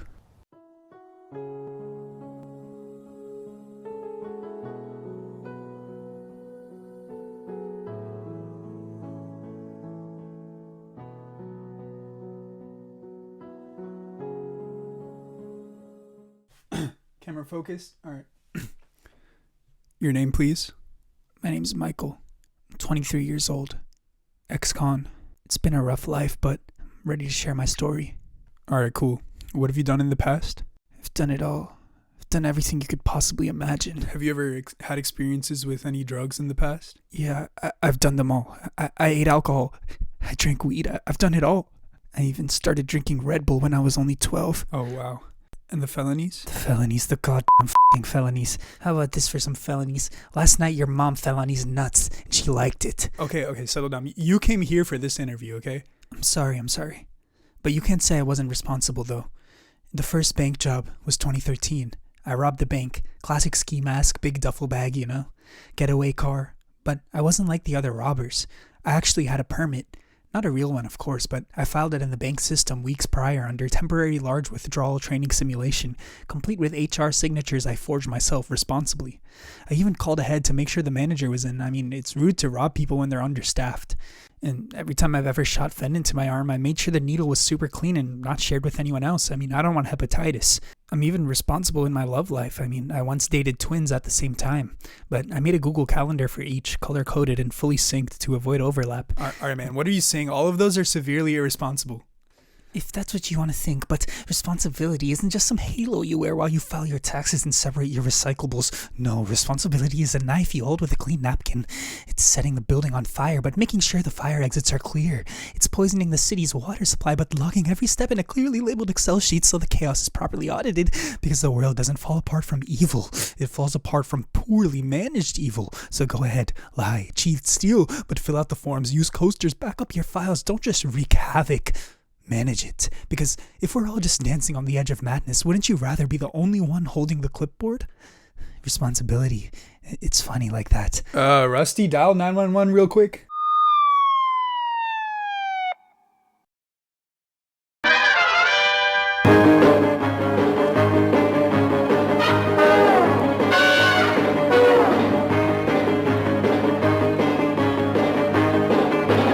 Brakeman! Brakeman! Brakeman! Brakeman! Brakeman! Brakeman! Brakeman! The red rust. Brakeman! That guy was a bit of a kook, eh, Rusty? Glad we're getting people like that off the streets. Hello? Patty? Yep. Brakeman, red alert number 32. Oh god. Suit up, Rusty. We got some villains to catch. You see him anywhere, Rusty? You know, they say with great power comes great responsibility, but it's kind of invisible. Some nights, it's the weight of a decision. Who to save, who to let go. Some nights it's the weight of silence, knowing no one will ever thank me for what I stopped, but the truth is it doesn't even start or stop with me. I'm not special. Every soul in this city wakes up with their own kind of burden. A parent making breakfast for a kid they barely even have time to see. A kid walking a block out of the way to avoid a school bully. A worker biting their tongue just to keep a job. It's all responsibility. Not flashy, not heroic, but necessary. It's a cycle. Do you ever feel like that, Rusty? Yeah, me too. Well, if it isn't the red rust and Brakeman. Are you waiting for me? When you put it like that, it sounds a bit zesty. You have a good point, Brakeman, but you're a bit too late this time. In 30 minutes, my radiation cooks the whole grid. The city loses power, and the people, they'll finally feel what it's like to live without rules. Rules are what save lives, Mike. Responsibility isn't about control, it's about accountability. Let's see if your little morals can stop radiation, Brakeman. Alright, but can you cool it down with the voice, little bro? Sounds like you break man's backs every night with that voice. Oh my god, stop. I'll show you. I'll show everyone in the city how powerful I am. I'm evil. I get it, you're evil, but I'm not just here to watch my city end, I'm here to stop you again. This city, this beautiful city, is my responsibility. You know what I realized, Brakeman? Responsibility is just a leash society puts on people like you. People who could be more. You could be anything with all your power, but you're still in this city, tethered to the big man in the suit and tie. What are you talking about? That's not true. Think about it, Brakeman. You're no vigilante. You're a servant to the ones in power. I see what you mean, Mike, but I'm the one who keeps trying. The one who shows up. The one who carries the weight. You're not powerful, Mike. You're just irresponsible and radioactive. You think playing savior makes you clean? Every time you save someone, someone else falls, Brakeman. But you still sleep at night, don't you? Yes, Michael. I do sleep at night, and I wake up every day knowing that I can't save everyone, and I try anyway. Responsibility isn't about glory. It isn't a medal or a monument. It's not what people see. It's what they carry. It's the single mother down there who's working 2 jobs and still showing up at her kid's parent-teacher night. It's the old man down there fixing the neighborhood generator so the apartment across the street could stay warm. It's the teenager who returns a lost wallet when no one's looking. They're the real heroes. They don't have powers, they don't wear suits, but they show up. And now, their city, their home is about to be flash fried because of one man decided responsibility was too heavy for him to lift. You think that makes you free? I think it makes you a coward. Oh, please, don't give me all that. You know how I know I'm responsible? Because I feel it. Every time I fail, every time I can't get there in time, every time I win but it costs someone more than it should have. That's the price of standing between chaos and people who just want to live. You know what, Michael? You're right. The city isn't perfect. I'm not perfect, but we're trying. Every day we're trying. And if it's gonna fall tonight, then I'll fall with it. That's what responsibility is. It's not something you get, it's something you refuse to drop, even when it's heavy. I am Brakeman. I am Brakeman, yeah. The unfortunate part, Brakeman, is as right as you are about responsibility, you still don't have enough power to stop my radiation. Well, you're right about that. Brakeman can't stop radiation, but you know what can? Rust. Good job, Rusty. Now let's get out of here while we still can. We gotta get to the grid so the city can stay afloat. We did good, partner. Another villain put to rest, because it's our responsibility. What a good day of training. But, Master Breakson, when do we learn the real moves, like breaking bricks with our face or kicking a dude through a car? Patty, we just learned breathing techniques, bro. That is the real stuff. Breathing? Bowing to trees? Come on, I didn't just join to become some polite little monk. I joined Breaking Point Dojo to dominate. Patty, you wish to dominate without first mastering yourself? Think about it, Master Breakson. If I'm stronger, faster, and louder, then who cares? Respect isn't gonna win a fight. Patty, respect is what stops a fight before it even starts. You ever think about that? Yeah. Sounds like something someone says when they can't fight. I'm sure Gandhi could have won a fight against you. Nah, he was like 120 pounds sopping wet. He had no form, no technique. He had an L physique, honestly. But he was natty, though. The point is, Patty, when I took you into Breaking Point Dojo, I saw potential. And not physical potential, mental potential. But now I realize I was wrong. You don't have anywhere near the respect it takes to become a true fighter. That's right, Patty. That's why my father took you in the first place. This is an opportunity, a chance for you to show your respect to others, to your environment, to the world. I'm not buying any of this. If we're gonna fight a dude, I wanna really fight him. I'm talking full body contact. No shirts, just dominance, blowing his back out. He won't even see it coming. One move and he's on his knees gasping, wondering what just happened, and I'll be like, yeah, you like that, didn't you? I don't just beat opponents, by the way. I beat them off. Beat them out of the ring. I humble them. I whisper in their ear while they lie flat on the mat, questioning their orientations. Hey, yo! Patty, I've had enough of this talk. I think it's time for me and my father to teach you a little something about... Okay, Patty. You come to class too late, you speak over your elders, and you kicked my bonsai tree. It's time you learn the 3 rules to respect. Here we go again with this ancient wisdom crap. Shut it, Patty. You're lucky my dad hasn't folded you into a pretzel yet. Rule number 1. To respect someone, you must give them attention. Look people in the eyes. Listen when they speak. Even a fool can talk. It takes strength to listen. What if their breath stinks? Then you breathe through your mouth and listen with your brain. That's right, son. Now, Patty, if you change this about yourself, I'm sure many people will give you the respect that you want. What? That can't be true. There's no way someone respects you back just because you respect them first. I don't trust people like that. You're clickbaiting, Master. You're literally masturbating me right now. Hey, yo. No, I'm not, Patty. I'm telling the truth. When you give respect to others, that's when you get it back.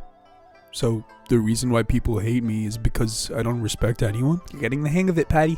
Wow. I guess that is pretty eye-opening. Rule number 2. Respect is restraint. It's not about what you say, but also about what you don't say. Just because you can say something doesn't mean that you should. It's like what my mom told me when I was younger. If you have nothing nice to say, then don't say anything at all. Exactly, Patty. It's like playing music. The notes are just as important as the rests. And if you don't know how to rest, then you're just a bad musician. Rule number 3. The most important rule. Respect is recognition. Everyone carries a burden that you can't see. A little kindness goes further than 1,000 punches. Wait, that makes no sense. I thought the only way to get respect over here was to give a guy a good knuckle sandwich. Being nice is harder to do than being tough. Being nice shows kindness, strength of character, not just force. People remember how you make them feel. And compassion builds trust, while intimidation builds fear. Toughness may command obedience, but genuine respect is given freely to those who treat others with dignity. Who's the most revered boxer of all time, Patty? Jeff Bezos? No, I meant like the sport boxing, not like people who put things in boxes. I guess Muhammad Ali? Muhammad Ali will be remembered longer than most tough fighters, not just because of his fists, but because of his heart. He stood for something greater than boxing. For justice, for compassion, for dignity. That's right. Ali spoke softly to children, he stood up for the voiceless, and he gave with grace even when the world took from him. He didn't try to have aura or be some mysterious, tough guy. That's why he has so much respect. That's why his legacy will live on for generations. Don't you want that to be you, Patty? You're right, Master Breakson. I do want that to be me. All this time I was wrong. I thought that if I got big muscles and learned how to fight, then people would automatically respect me and fear me. But that's not true. If all I get out of this is big muscles, then people are going to fear me. They might not even respect me at all. So, Patty, what is it that you want to gain out of my dojo? What I want, Master Breakson, is to be a good person. With strong muscles too, but what's the point of having strong muscles anyway if you have a weak brain? I'm so glad you're getting the hang of this, Patty. Let's put respect into practice now, shall we? You see an old grandma crossing the road with an armful of grocery bags. What do? I asked her why she got so many groceries like a big bag. We have a lot of work to do on this guy, Dad. Yes, but we'll get there eventually, son. At one point, Breaking Point was the rising star of YouTube, a fresh voice in saturated spaces, blending insight, humor, and just enough controversy to keep people coming back. But somewhere between the viral uploads and the radio silence, things started to unravel. Today, we are looking at the rise and rapid fall of a creator who had it all. Breaking Point started in 2024. Smart titles, sharp commentary, and a pacing that made every upload feel urgent. He wasn't just playing the YouTube game, he was winning it. Ironically, many of those early videos focused on creators who had fallen off, but within 2 years, Breaking Point would quietly join the ranks of the very channels he criticized. So what happened? Check out this podcast clip where Breaking Point describes why he couldn't upload consistently. Yeah, I guess I just couldn't really upload consistently. As you can see, he couldn't upload consistently. To be fair, burnout is a real problem on YouTube, but audiences are quick to move on, especially when you keep leaving. Now, Breaking Point lost all his money. Before, he was making around 30 cents per video. Now, he's making nothing because he doesn't even upload videos, hahaha. Anyways, the sad part is that people have the talent. The writing and the editing, the charisma, it's all there. But without consistency, none of it really matters. You can dominate the algorithm if the algorithm doesn't know you exist. So where is Breaking Point now? Hey guys, I'll admit it, consistency is pretty boring. It's not flashy, it's not sexy, it's brushing your teeth every night, showing up to the gym when no one's watching, or practicing a craft every single day no matter what. But as boring as it is, I have to admit one thing. Consistency is the reason why people succeed. People love stories about overnight success, but what they don't show you is like the 1,000 nights before that. Walt Disney was fired many times for lacking imagination. Ironic, isn't it? Michael Jordan, he was cut from his high school basketball team, and now he's the second best player of all time. Let me tell you guys something I recently realized. Trying and failing consistently is better than not trying at all. Why? Because every time you fail, you're collecting data, you're calibrating your compass, you're learning what works and what doesn't. And even if you fall flat on your face, guess what? You're at least moving forward. Now, gather around, boys and girls. Let me tell you a story about consistency. Our main character was 65 years old, absolutely broke, living off $105 from Social Security. He had no job, no savings, and a dream that sounded ridiculous. He wanted to sell his secret recipe, not to the world, just to local restaurants. He thought, what if I give them my recipe and they pay me a few cents for every piece they sell? Simple idea, and harmless. So he hit the road. He cooked a secret recipe for restaurant owners. He waited, he smiled, and then they said, no thanks, too greasy, too spicy. And he heard no 1,009 times. Most people would have stopped at 5 or 20, maybe 50 if they were extra stubborn. This guy, 1,009. But on attempt number 1,010, someone finally said, alright, I'll try it. That little yes, that little tiny crack in the wall became a flood, and one deal slowly turned into another and another, until this man with his wrinkled suit and pressure cooker full of dreams built a culinary empire. His name was Harland Sanders, but you probably know him as Colonel Sanders. Yeah, that guy. The face on every bucket of KFC chicken could have failed just as easily as he succeeded. Consistency doesn't just apply to Colonel Sanders either, it applies to every single one of us. I mean, look at Kobe Bryant. He usually woke up around 4 o'clock a.m. He would start his day with meditation and then head to the gym for his workout. But just that alone gave him hours on every other player. Let me put it this way. If you want to get good at guitar, and everyone usually practices for 1 hour a day, just imagine that you practice for 2 hours a day. Then, at the end of the year, you would have practiced for 365 more hours than everyone else. And that's not even to mention if you practice 3 hours a day, then by the end of the year, you would have practiced 730 hours more than everyone else. The same concept applies to every single thing we do in our lives. I feel like the reason why people are so scared to be consistent is because you don't see results right away. No matter what you do, the results don't come after a day or two or a week. They come after months and months of repeating the same thing every single day. Our favorite fitness influencers never posted pictures of themselves shirtless in the mirror when they were too skinny or too overweight. We only hear our favorite musicians after they get good at what they do, never when they're booty garbage. All we see is where they got, never how they got there. The point is, don't get discouraged when you don't see results right away. Every single person we admire were once in our shoes. All they did was stay consistent.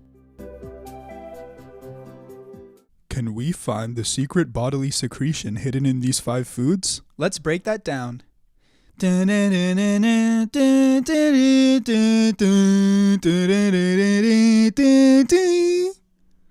Good breaking point morning. Today, Sarah has presented us with 5 foods that have one secret bodily secretion hidden in them. We're going to be tasting them all and trying to guess which one is which. I have a bad feeling about this one. You know what they say, curiosity kills the cat. It's pretty ironic, Patty, considering that cat piss actually is an ingredient in one of these. Ugh. Alright, Sarah, what do we got here? Okay, so first I have for you guys a bowl of cereal, only that the milk has been replaced by a bodily secretion.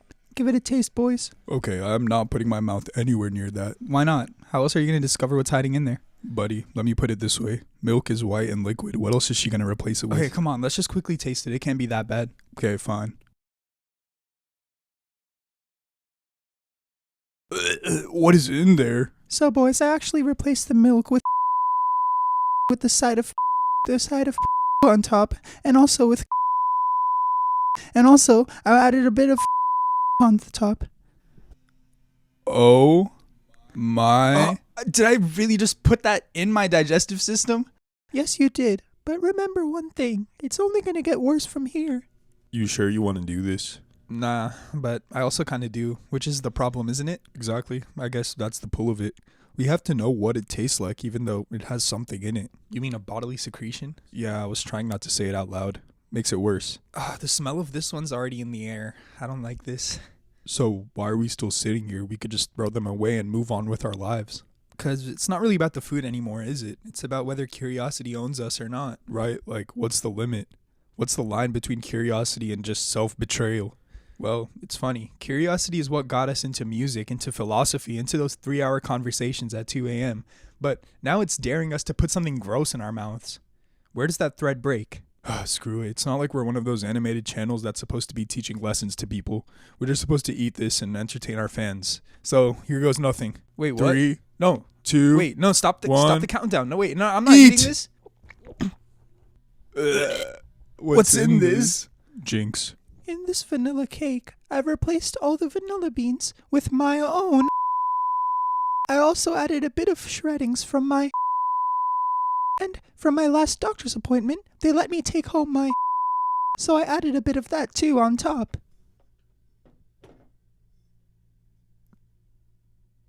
Oh my. Dude, what are we doing with our lives? I told you, curiosity killed the cat.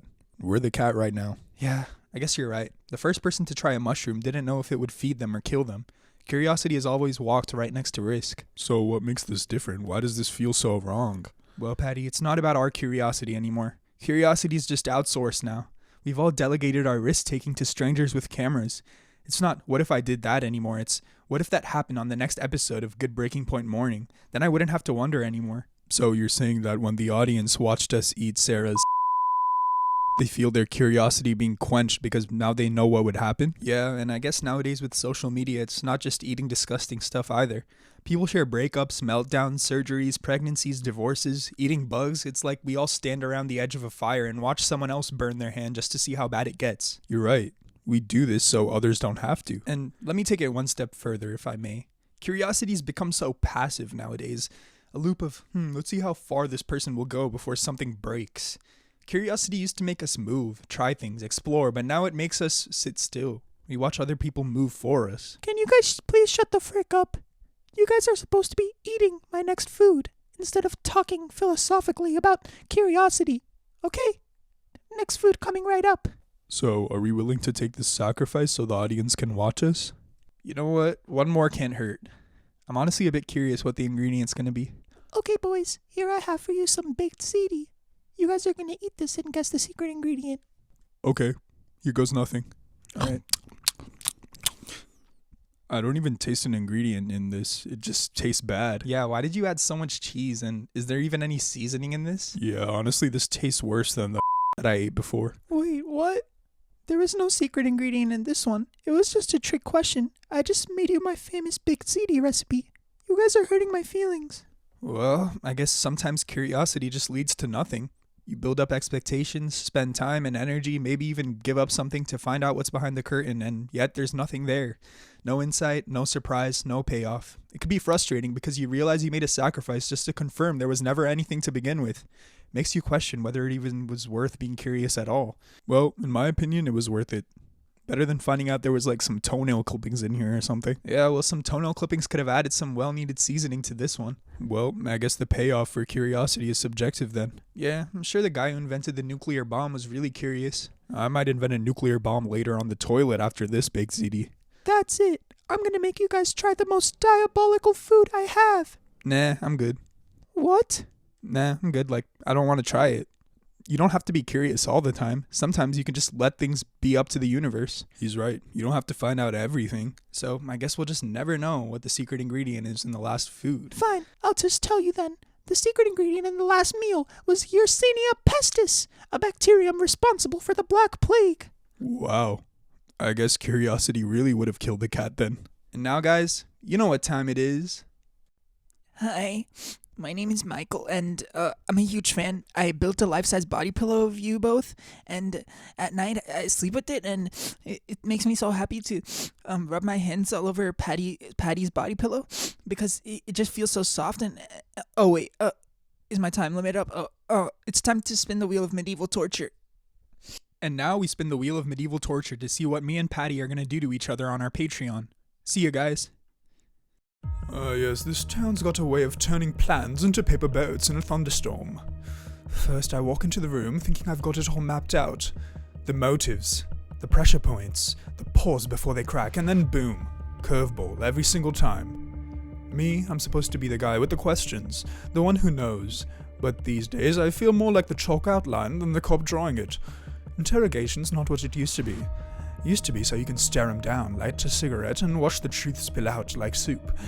Now, people got layers, defense mechanisms. Quite honestly, people are too good at lying. So I've had to, what's the word? Adjust. Not quite the word I'm looking for, but it will do. So today we're going to be interviewing this very high profile, let's say trafficker of illicit substances who is allegedly walked free all these years. So today is going to be a pretty high profile case, and I'm going to bring you guys along with me so you can really view the process of what goes down to get a confession out of these guys. And this man, he is a master of deceit and illusion and just lying through his teeth. So we're going to see if we can get a confession out of him, because that would just be the cherry on top to bring this man to justice. So let's get started. Suspect, please state your name and age. Patty Carmichael Entz, age 23. Yes, magnificent. Do you have any idea why you were brought in today? I don't know. As you can see here, the suspect has already employed one of the most masterful deceit techniques, the I don't know. Acting confused, acting like you don't know what's going on, acting very oblivious. And honestly, this is a very tough wall to get over. Okay, Mr. Patty, instead of focusing on your crimes, let's just focus on something a bit more simple to answer. What were you doing on the night of April 3rd, 2025? I don't know. Oh my god, this guy's good. We're going to have to try some next level tactics here. So, Patty, you said that you weren't doing anything suspicious on April 4th, 2025, is that so? Wait, what? I thought it was on April 3rd. Now we got him right where we want him. You thought what exactly was on April 3rd, Mr. Patchy? The suspicious stuff that I did. Oh, and what exactly was the suspicious stuff that you did? Please enlighten me. Fine. I slapped my friend's butt. That was a little sussy of me. Oh my god, he's using a genius-level tactic known as the Fox's Den. He knows he's got me cornered. We're in a bad spot here, guys. We're going to have to see what we can do. Think on our feet. What's the word? Forget it. Mr. Detective, why are you talking into a camera right now? Mr. Patchy? As a high-profile suspect, you should have already been informed that this entire interrogation is going to be recorded. Why are you clip-farming the interrogation? What? Bro's clip-farming right now. All for 5 gifted subs? Nah. He's distracting me. How did I let myself... You know, I could hear you, right? Oh, sorry. Bruh. Only in Ohio would a detective clip farm like this. Is there even anyone in your chat? Bro is not phase adapt. Wait a second. Say that again. Only in Ohio would... No, the other thing. Oh. Bro is not phase adapt? That's it. That's exactly it. I've got to be adaptable. I've got to adapt to the situation. I need to think of something genius to get a confession out of this man. Okay, can I go home now? I'm really bored. Yes, but before you go home, my G, I have a quick question for you, my guy. Who would win in a fight? Bombadillo Crocodillo or Tung Tung Tung Sahur? Finally, a good question. I didn't know you were chill like that, Mr. Interviewer. I will have to say that Bombadillo Crocodillo would win in a fight because... Yes, we got him right where we want him. This technique is known as the Foxtrot Alpha. My G, I completely agree with you that Bombadillo Crocodillo would win in a fight. Also, I'm planning to quit my detective job because I want to start a life of abusing drugs. Do you know anybody who has some that I can buy? Mr. Detective, I have some that you can buy. And since you so chill, I'll give you a discount. No, my G, forget your discount. How about this? Count to 10. Okay. 1, 2, 4? No, 3. That's enough. Because 10 years is how many years you're going to be spending in jail after that confession? Yes, we got him. Tung tung tung tung tung tung tung tung tung sahur. In this line of work, nothing goes the way we plan it on the whiteboard. Suspects lie, evidence disappears, and the truth wears disguises. Every day I wake up ready to change gears, sometimes mid-sentence. That's adaptability. Not clinging on to how things should go, but moving with how they are. If you want to build that skill, start small, change your routine, talk to people outside your circle, or try solving the same problem 3 different ways. Flexibility isn't a weakness, it's your secret weapon when the world refuses to play fair. That's all for this week, guys. Bye. Hey guys, on November 13th, 2015, a series of coordinated terrorist attacks struck Paris. One of the worst of these took place at the Bataclan Theater, where 90 people were killed during a concert by attackers linked to ISIS. Among the victims was Helene Muyal Laris, a 35-year-old makeup artist and the wife of journalist Antoine Laris, who was absolutely heartbroken at the loss of his wife. She was the mother of their 17-month-old son, Melville. However, just 3 years after losing the love of his life, Antoine posted a public letter to his wife's killers on Facebook. It quickly went viral around the world. The post was titled, "You will not have my hatred." Here's an excerpt. On Friday night, you stole the life of an exceptional being, the love of my life, the mother of my son. But you will not have my hatred. I don't know who you are, and I don't want to know. You are dead souls. If this God for whom you kill blindly made us in his image, every bullet in my wife's body would have been a wound in his heart. So no, I will not give you the satisfaction of hating you. I will not give you the gift of my fear. In the days after the attack, Laris made a brave choice to continue raising his son without bitterness. He said he would focus on giving Melville a happy childhood, one filled with joy, kindness, and strength, not poisoned by vengeance. He later published a memoir called You Will Not Have My Hatred, which has since been translated into many languages and inspired countless others grieving from loss and violence. But why does this matter? Antoine's forgiveness was not weakness, it was defiance, a refusal to allow hatred to consume what he still had left, his love, his son, and his humanity. In a time of rising fear and division, he stood up with a quiet, radical act, choosing peace. Forgiveness is the one thing that we all want to receive but would rather not give. Let's be honest, being human means being kind of a mess sometimes. We say dumb things, we do dumb things, we forget birthdays, burn the toast, betray a friend. But here's the thing, so does everyone else. In ancient times, the Greek philosopher Epictetus said, when someone does wrong, it's because they don't know any better. Basically, we're all toddlers emotionally, just trying our best not to cry in public. And remember Nelson Mandela? 27 years in prison, and he still came out talking about peace and reconciliation. Hey bro, what are you doing? Oh, hey Patty, I'm just filming a video about forgiveness for my YouTube channel. Oh, okay, that's cool. Anyway, I wanted to just tell you that 2 days ago, I woke up in the middle of the night to piss, and I couldn't make it to the bathroom in time, so I just used the water bottle on your bedside table. Anyway, have fun with your video, dude. Bye. This little... Pretty sure I actually drank out of that water bottle. Oh my god. So what do we do in times like this when things just feel unforgivable? when the pain runs deep and when there's no apology. And it's not just a mistake, it's something that changed you as a man. Well, it's okay to feel that way. Some things just take time, a lot of time. And forgiveness doesn't mean that you have to pretend it didn't happen or let that person back into your life. But it does mean that you're choosing not to let that moment control you anymore. You're deciding not to keep reliving it every day. You don't have to rush it, you don't have to force it, but at some point, forgiveness becomes less about them and more about giving yourself space to breathe, think clearly, and move forward. You can forgive and still set boundaries. You can forgive and still decide to walk away.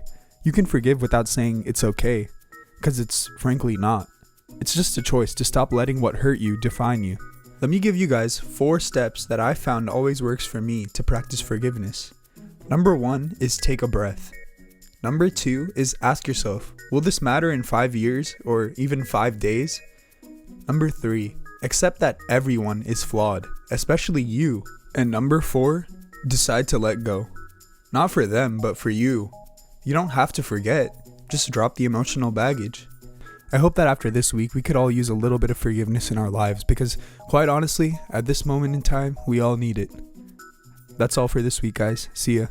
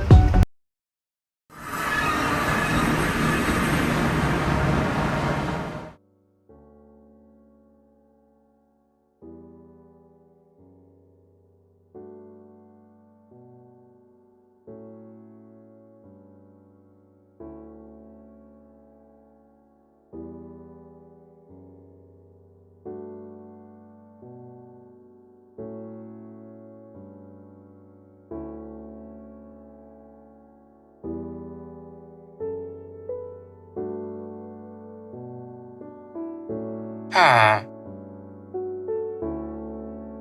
Ah. Ah. Huh? Ah.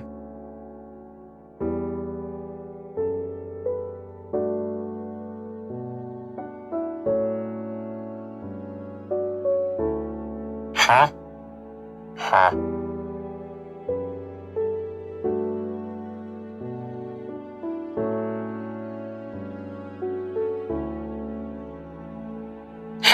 Huh.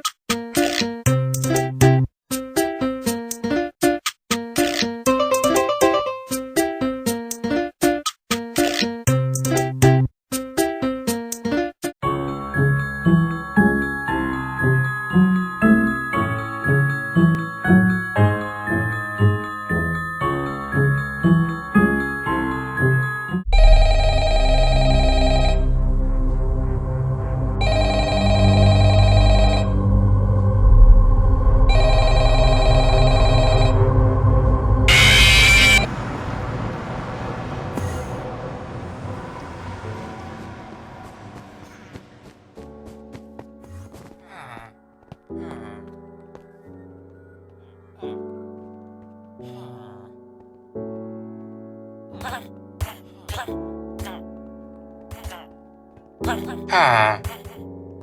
Ah. Ha. Ha. Ha.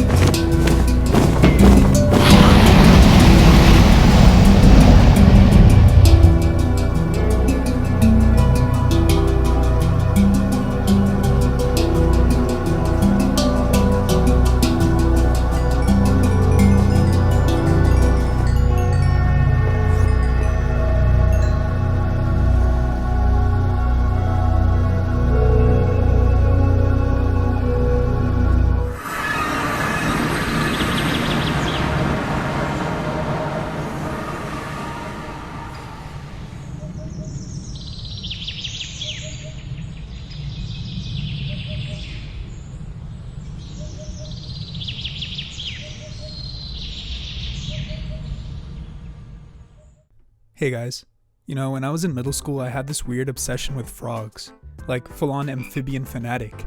I'd sketch them in my notebook, wear a green hoodie with little eyes on the hood, real Kermit vibes, and even convince my mom to let me keep a tree frog named Mozzarella.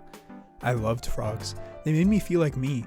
But one day in the cafeteria, this kid Patty, the type, always smells like Axe, saw my notebook and said, "Bro, are you in love with frogs or something?" The table laughed. I laughed too, because that's what you do when you panic, That night, I came home and shoved all my frog stuff in a drawer. Even Mozzarella's tank got pushed into a corner. For weeks, I only wore black hoodies.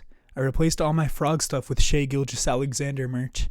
Then, one day, my science teacher, Mr. Patel, gave me back a report I'd written on amphibian biodiversity. He looked me dead in the eyes and said, "This is the most passionate thing I've read all semester. Don't let the world make you hide what you care about." This hit me. Hard. So, I slowly started frogging again. I didn't care what Patty thought. I even wore the green hoodie on yearbook day. And I threw away all my Shea Gilgeous-Alexander merch. And get this, by high school, I started Herpetology Club. People joined. Even Patty. Turns out, when it becomes trendy, even Patty can admit that he loves frogs. Anyway, the point is, trying to be someone you're not just to blend in, that's exhausting and boring. People might laugh at the real you, yeah, but the fake you? That version doesn't even laugh back. Be your own species, even if it's a frog. College. Different town, new people, no Patty. I was majoring in environmental science, still proudly frog obsessed. Mozzarella long retired and replaced by a digital folder full of research. One night, I'm at this dorm party. Loud music, suspicious punch, people trying way too hard to look like they're not trying. I ended up talking to this guy named Michael. He's in my intro bio class, kind of artsy, slick hair, always doodling in his notes. We get to talking and he casually mentions that he loves glass blowing. I was like, "Dude, that's amazing." And he goes, "Yeah, well, I don't really tell people. It's kind of weird, I guess."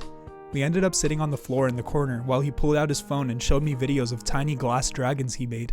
They were incredible. Like, he could sell these things and buy himself a small country. But all he could say was, "People just wouldn't get it." So I told him about the frogs, about Patty, about Mozzarella. Rest his scaly soul. I said, "Look, people will always have opinions, but opinions don't build anything. You do." A few weeks later, he brought this little glass frog to class and left it on my desk. No note, just pure vibes. And from then on, he was glass guy on campus. Everyone loved it. Turns out people do get it, if you get it first. So yeah, being yourself, it's not just a middle school lesson. It keeps showing up in different clothes and different people. And the sooner you stop outsourcing your identity to the crowd, the sooner you start actually living. Be the frog, or the glassblower, or whatever weird, brilliant thing you are. Just be it proudly. Hey guys, my middle school talent show of 2014 was the single most dramatic event of my adolescence. I'm serious, that day had everything. Glitter, betrayal, unexpected music choices, and the kind of emotional arcs that would make even Pixar say, "Okay, that's a bit much." Let me set the scene. The gymnasium had been turned into a makeshift theater, if by theater you mean a few folding chairs, a budget of like $6, and a stage made from 3 risers that were technically unsafe for use. Black and gold streamers were sadly sagging from the ceiling like an old man's day. And the center of attention? A banner that said, "Lincoln Middle School's got talent." Our little crew, Michael, Sarah, Rusty, and me, were sitting in the second row. That's where the real ones sat. You could see everything, but you were just far enough from the front to whisper mean things without the principal hearing you. Michael was bouncing his leg like some cracked out rabbit, Sarah was stress peeling the label off her water bottle, and Rusty was just sitting there calm like Buddha if Buddha was some white blonde kid. Now Patty, he was backstage. We hadn't seen him for the last 20 minutes, but rumors were already spreading that he had a costume change planned. This was Patty's 3rd time performing at the talent show, and he never missed a chance to remind people that he was basically carrying the entire arts department. He told us earlier that week, "My act's gonna have 3 parts, vocals, interpretive dance, and then a little fire hazard at the end." We all thought he was joking. He was not. Anyway, the show kicked off with the usual. A kid who did a backflip but accidentally kicked the microphone stand. A girl who sang a Billie Eilish song at half volume. Then came Sarah. She sang Passion Fruit by Drake, which made every adult in the room tear up and every kid whisper, "Who is Drake?" She was amazing. Raw, emotional, and actually in tune, which was rare for that stage. When she came back to sit down, I gave her a thumbs up and she just whispered, "My hand was shaking the whole time." And then guys, it was Patty's turn. The lights dimmed. Fog, actual fog poured out from a small machine that was definitely not cleared by the fire department. And then out came Patty. He strutted to the keyboard and began playing the opening chords of Bohemian Rhapsody. Bold choice for a 13-year-old who still used Axe body spray. He sang, "Is this the real life? Is this just fantasy? Caught in a landslide, no escape from reality." People clapped, but it was the kind of clapping you do when you're not sure if you're impressed or just mildly concerned. And then came the interpretive dance break. I'll spare you guys the details, but imagine if a peacock and a car wash had a baby. That's exactly how it looked like. By the time he took his final bow, which lasted 40 seconds, the gym was filled with this weird silence, and everyone was thinking, what did I just watch? He walked back to his seat like he was waiting for someone to throw roses at his feet, like he was waiting for the Grammy to enter his hands. No one did, but Michael did whisper, He moonwalked into the trombone stand. That's gotta be a penalty. And then came Rusty. Now here's the thing about Rusty. He never talks. Not shy, not anxious, just silent. Doesn't talk, ever. Most of us weren't even sure if he could talk or if he was just doing the world's longest bit. But when he walked onto the stage, everyone was confused. What is he gonna do for his act? In his plain red shirt? But then something completely shifted in the room when a teacher brought out a vibraphone. Yes, a vibraphone. Those little instruments with the pedal and the mallets, you know? Not exactly what you'd expect at a middle school talent show. Most of us had only seen that thing collecting dust in the back of the band room. But Rusty pulled out 2 mallets, took a breath, or maybe just aligned his soul, I don't know, and he started playing a vibraphone cover of Stressed Out by 21 Pilots. And guys, it slapped.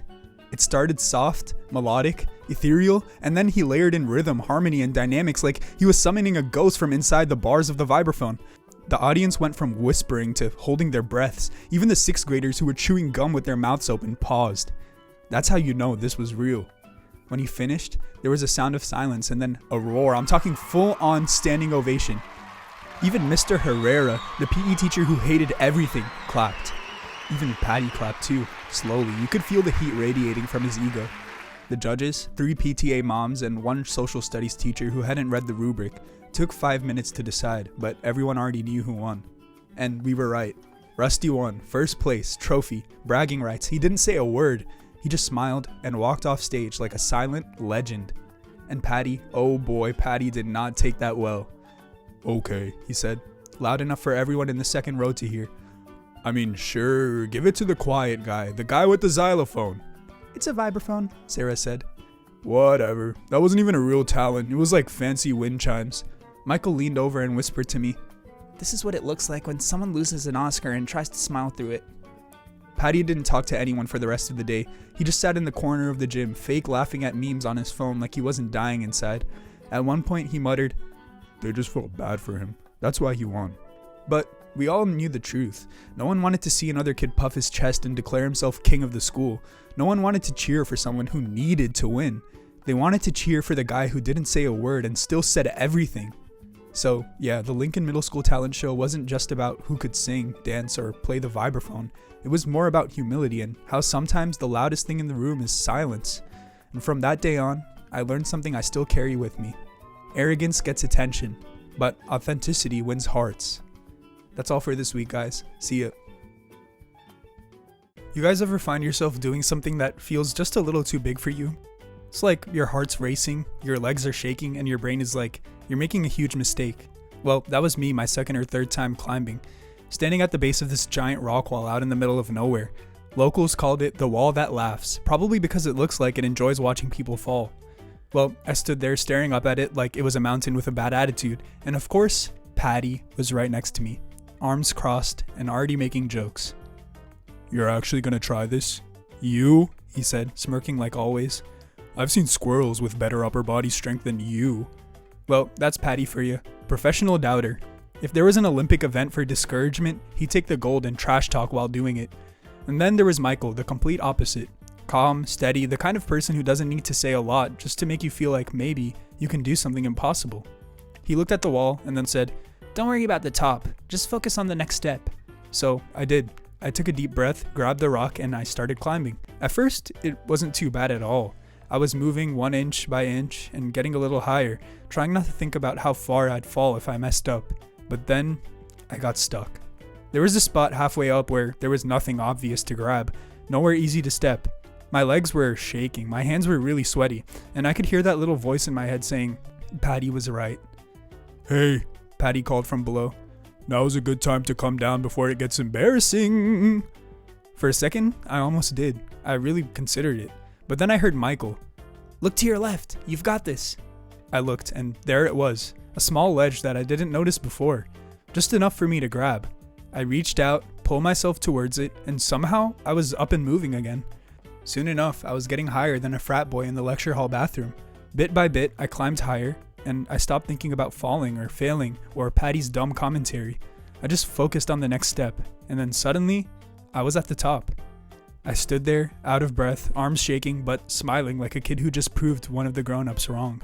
And from the top, I excitedly screamed, Alright, Patty, you wanted me to get to the top? Well, here you go. I'm giving you top. As a matter of fact, I already gave you top. Here I am. When I came back down, Patty squinted at me like he couldn't believe it. Okay, he said. Maybe that was impressive. Maybe. Michael just grinned. That wasn't luck, he said. That was you not giving up. And that's when it hit me. The hard part wasn't the rock. The hard part was not listening to the voices, inside and outside, telling me I couldn't do it. The real climb wasn't just upward, it was also inward. And every step I took was me saying no to doubt and yes to myself. Some people will always try to hold you back because they're afraid how far you might go, but all it takes is one person who believes in you, and one moment where you believe in yourself to prove them wrong. And yeah, a little courage never hurts either. That's all for this week. See ya. Hey guys, do you ever have one of those days where everything feels like weirdly possible for some reason? You know, like the sun's out, you're walking around, you think, I might be the main character today. Well, that was me. I was walking home one day after school with my friends Michael and Rusty, and all of a sudden, I saw this chalkboard outside this crusty little bar that said, Open Mic Night. Comedy, music, poetry, whatever. Sign up or stay soft. And something inside me, a deep little delusional part of my soul was like, hey, you're funny, you've got jokes. Well, I'd never done stand-up before. The closest I've ever got to doing stand-up was telling a few jokes for my friends. But I thought, this is it. This is how legends begin. Spoiler alert, it wasn't. That moment I walked into the bar, it hit me like a wet sock. It smelled like spilled regret and a urinal cake that lost custody of its kids. The bartender looked like he'd been awake since like 1996. He didn't even say hi. He just pointed at some notebook and said, You want to sign up? I nodded because I'm an idiot. 15 minutes later, I'm on the deck, right after a guy named Bones, who did 5 minutes of erotic slam poetry about his dead cat. The audience? 7 people who looked like they'd accidentally ended up at a comedy show while searching for their real fathers. And in the audience, Rusty and Michael. One lady was knitting in the audience. A dude in the back was vaping. And I walked up to the mic. Just like that, it was my time. I nervously got on the stage, and I opened strong. I said, So, witch trials happened in Salem? No one laughed. Just pure North Korean silence. I thought maybe they didn't hear me, so I doubled down. So I used to think I was allergic to tennis balls. It's not something I ever told people because, like, anyway, so, it started in middle school and I was walking past the gym and this kid was playing with, tennis balls and I walked past him and a tennis ball hit me in the back of the neck, and then I'm allergic to tennis balls because, once tennis put its balls in my mouth and I got itchy. At that point, the only noise was the bartender unplugging the mic because he thought my set was over. So I just walked off stage, slowly.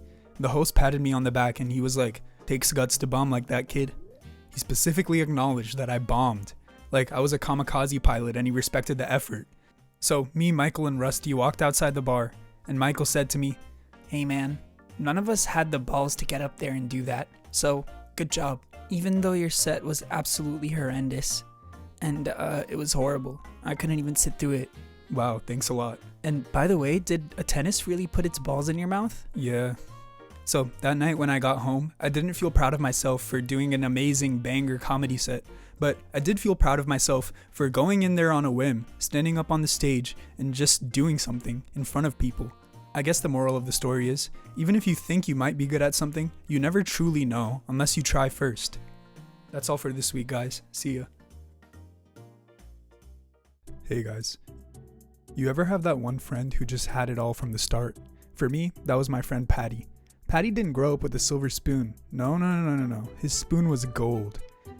In elementary school, while I was eating Lunchables like a peasant, Patty was being hand-fed organic sashimi by a private lunchtime nutritionist named Yolanda. This dude had a lunchbox that looked like it was made by NASA. Patty's backpack was fully monogrammed too. Mine was just a backpack that was a hand-me-down from my dad, whose was also a hand-me-down from his dad, whose was also a hand-me-down from his dad, and whose was also a hand-me-down from his dad. I once asked him for a pencil, and he handed me a limited edition Mont Blanc pen and said, "Keep it, I've got like 12 more at the lake house." Lake house? In middle school, it was a whole new level though. Patty didn't even know what a public bus was. One time I asked if he wanted to ride the city bus with me, and he said, "What's that? Is that like a community Tesla?" Patty showed up to gym class with Yeezys. I showed up with Payless sneakers that squeak like I was Squidward tentacles during PE. By the time high school rolled around, Patty had a fully customized locker. My locker didn't even open half the time unless you jiggled it. He had a private SAT tutor who followed him around like a shadow, literally. I asked how he scored a 1540 and he said, "Honestly, I didn't even study and I just slept through most of it. Susan just helped me with the rest." Who's Susan? His freaking tutor. Meanwhile, I was out here Googling what's the SAT 2 weeks before the test. College applications? Patty hired a team, like a literal team. There was a coach, a nutritionist, a spiritual advisor. All I had was my cousin who once filled out a Pizza Hut job application for me and misspelled my name. And then college hits, and Patty is living in an apartment that has a doorman, concierge, in-unit laundry, and a built-in espresso machine. And I live in a triple dorm with 2 guys who think deodorant is a government scam. Patty doesn't even carry a wallet. His dad got him this ring that pays for everything off NFC. I saw him wave it at the vending machine and it dispensed 3 sodas, a sandwich, and a scholarship. I asked him how he pays for his textbooks and he said, "I don't. I just hire the professor to tutor me one-on-one." I had to sell my microwave to buy a used copy of Intro to Psych that had half the pages missing and smelled like cat pee. In college, Patty wanted to start his own music career, and his dad was an executive at Spotify, so you can already assume how that went. Somehow, his Dogwater music was making it onto charts. I'm not talking Billboard charts though, like the Albanian Top 100 or something, but it was still charts nonetheless. Yo guys, check out my new track. I'm gonna play you guys a snippet. I paid Kanye West to do a little feature at the end. It's pretty fire. Yo, it's young Patty on the beat. You know we made it out the trenches. Grew up with nothing. Now I'm about to get rich off my music. Type shit. Grew up with nothing, I ain't never have no money. You over there, why you smiling, boy? This ain't funny. I remember when my grandma killed my pet bunny. Used to eat poor boy food, caviar and honey. My friend poor as hell, I always laugh at him. My dad richer than Davenport, Chase, Bree, and Adam. Bro, what is this song? This is like, what do you mean you came out of the trenches? Your dad is literally the owner of Hanes Underwear. Dude, stop, you're completely killing my vibe. This is just the vibe of music, man, and you're honestly just killing the entire vibe right now. Here's the thing, guys. I may not have had the rich kid head start that Patty did. I may not know what it's like to casually refer to my family's summer yacht. I may have had to fight a raccoon once or twice to get my laptop back. I may have gone to prom in a rented suit 2 sizes too big while Patty pulled up in a rented helicopter. But that's all okay, because when you grow up having to work for everything, you start to develop this weird superpower. You learn how to make a $20 bill last a week. You learn how to hustle, how to adapt, how to survive on dollar store pasta. And meanwhile, Patty still calls me when his Wi-Fi goes out like I'm IT support. When you grow up with everything handed to you, you don't have that resilience. Every little setback feels like something that isn't going right for you, when all your life, everything has been going right for you. And I'll be honest, it stung growing up and seeing everything come easy for Patty. But now, I wouldn't trade places with him for $1 million, because while Patty was floating through life on autopilot, I was learning how to drive. Also, I once saw him try to microwave a fork, so, you know. Hey guys, I was in 5th grade when I first got eczema. It first started with a small itchy patch right under my eye, and by the time Monday rolled around, it had already spread across my entire face, like my skin was throwing a tantrum against me. It was red, flaky, and I looked like some kind of tomato. Kids stared at me, some whispered, and then there was Patty. He walked up to me at lunch, tilted his head, and he said, "Bro, what happened to your face? You look like you wrestled a beehive, lil bro." Nah, bro has no aura. I tried to laugh it off, but it just stung worse than the eczema. Before I could even say anything, Michael cut in. "Dude, it's eczema." chill out. He's not contagious or something. He's just going through it. It happens to people. Then he handed me his extra snack and sat down next to me like nothing was wrong. And my friend Rusty just gave me a thumbs up and death stared at Patty. The real issue though was seeing my crush Sarah in 4th period. I went to class and I thought that she would absolutely obliterate me for this horrible red rash under my eyes. But even she didn't say anything. She was just like, "Hey, what's that on your face?" And I said, I just found out I have eczema." And she was like, "Aw, are you feeling okay?" And that day at recess, she even helped me put the eczema lotion on my face. W Riz if I do say so myself. It was weird. I felt seen but not exposed, like my real friends were guarding me from the judgment floating around. But then, a few days later, Patty showed up to class with a red volcano of a pimple. I mean, it had an altitude. Like, the pimple was like the Mount Everest of his face or something. The kind of pimple that announces itself before you can even say hi. All day he was trying to play it cool, but you could already see the panic setting in his eyes. It was the same panic I'd felt earlier that week when I got my eczema. I had the perfect insult already, but I didn't say it. I just smiled and said, "Hey, are you good?" He nodded. I could tell he was surprised, maybe even a little embarrassed. Because that's the thing about friendship. It shows when you can judge, but choose not to. And from that day on, Patty kept his jokes to himself. Hey guys, last Friday night I had the perfect plan. 2 tickets to that new A24 movie everybody's pretending to understand. You know, the moody one with minimal dialogue, lots of slow zooms into someone crying in a kitchen or something. I was pretty into it by the trailer. I even got to the theater early that day, and let me be clear, I'm never early. I'm the guy who texts "I'm outside" while still tying his shoes. But tonight was different. I shaved. I was nervous in a good way. But this girl, she said she'd meet me at 7:15. So I just waited. 7:20, totally fine, maybe just traffic. At 7:30, still fine. People run late. I was trying not to stare at my phone like it owed me an explanation. At 7:45, I start watching the entrance like it's a magic trick. Maybe she'll just suddenly appear from thin air, glowing in slow motion, apologizing to me with a smile. But no. By 8 o'clock, the theater lobby starts to clear out. People are going inside, everyone but me. I'm just sitting there holding 2 perfect tickets like I won them in a contest I forgot I entered. I kept refreshing my text even though nothing new was coming in. That delivered status stared back at me like a punchline or something. At 8:10, I gave up. Not dramatically, just slowly stood up. No angry texts, no "where are you?" I just accepted it. I'd been stood up by a girl that I liked. Quietly, and no cancellation, and no sorry. Just silence. But here's the part I didn't expect. I went into the movie anyways, alone. I handed the usher both tickets and said, "Just me tonight," with a smile that was a little too proud and a little too sad. I sat right in the middle, ate popcorn without sharing, laughed loudly, cried during the sad scene without trying to hold it in. I didn't check my phone. I didn't look around. I was just there, fully present. And as the credits rolled and the lights came up, I realized something I didn't expect to realize. I wasn't the one who missed out tonight. She did, because if someone can disappear that easily, they were never really planning to show up in your life anyway. And maybe, just maybe, the first person you should learn to show up for is yourself. Not out of loneliness, but out of respect. Because sitting alone in a movie theater with a full heart, that's not sad. That's someone who knows their own worth, even in the dark. Hey guys, when I was a kid, my friend Rusty had been out of school for weeks. The whispers at recess were that he was really sick, but nobody really knew much.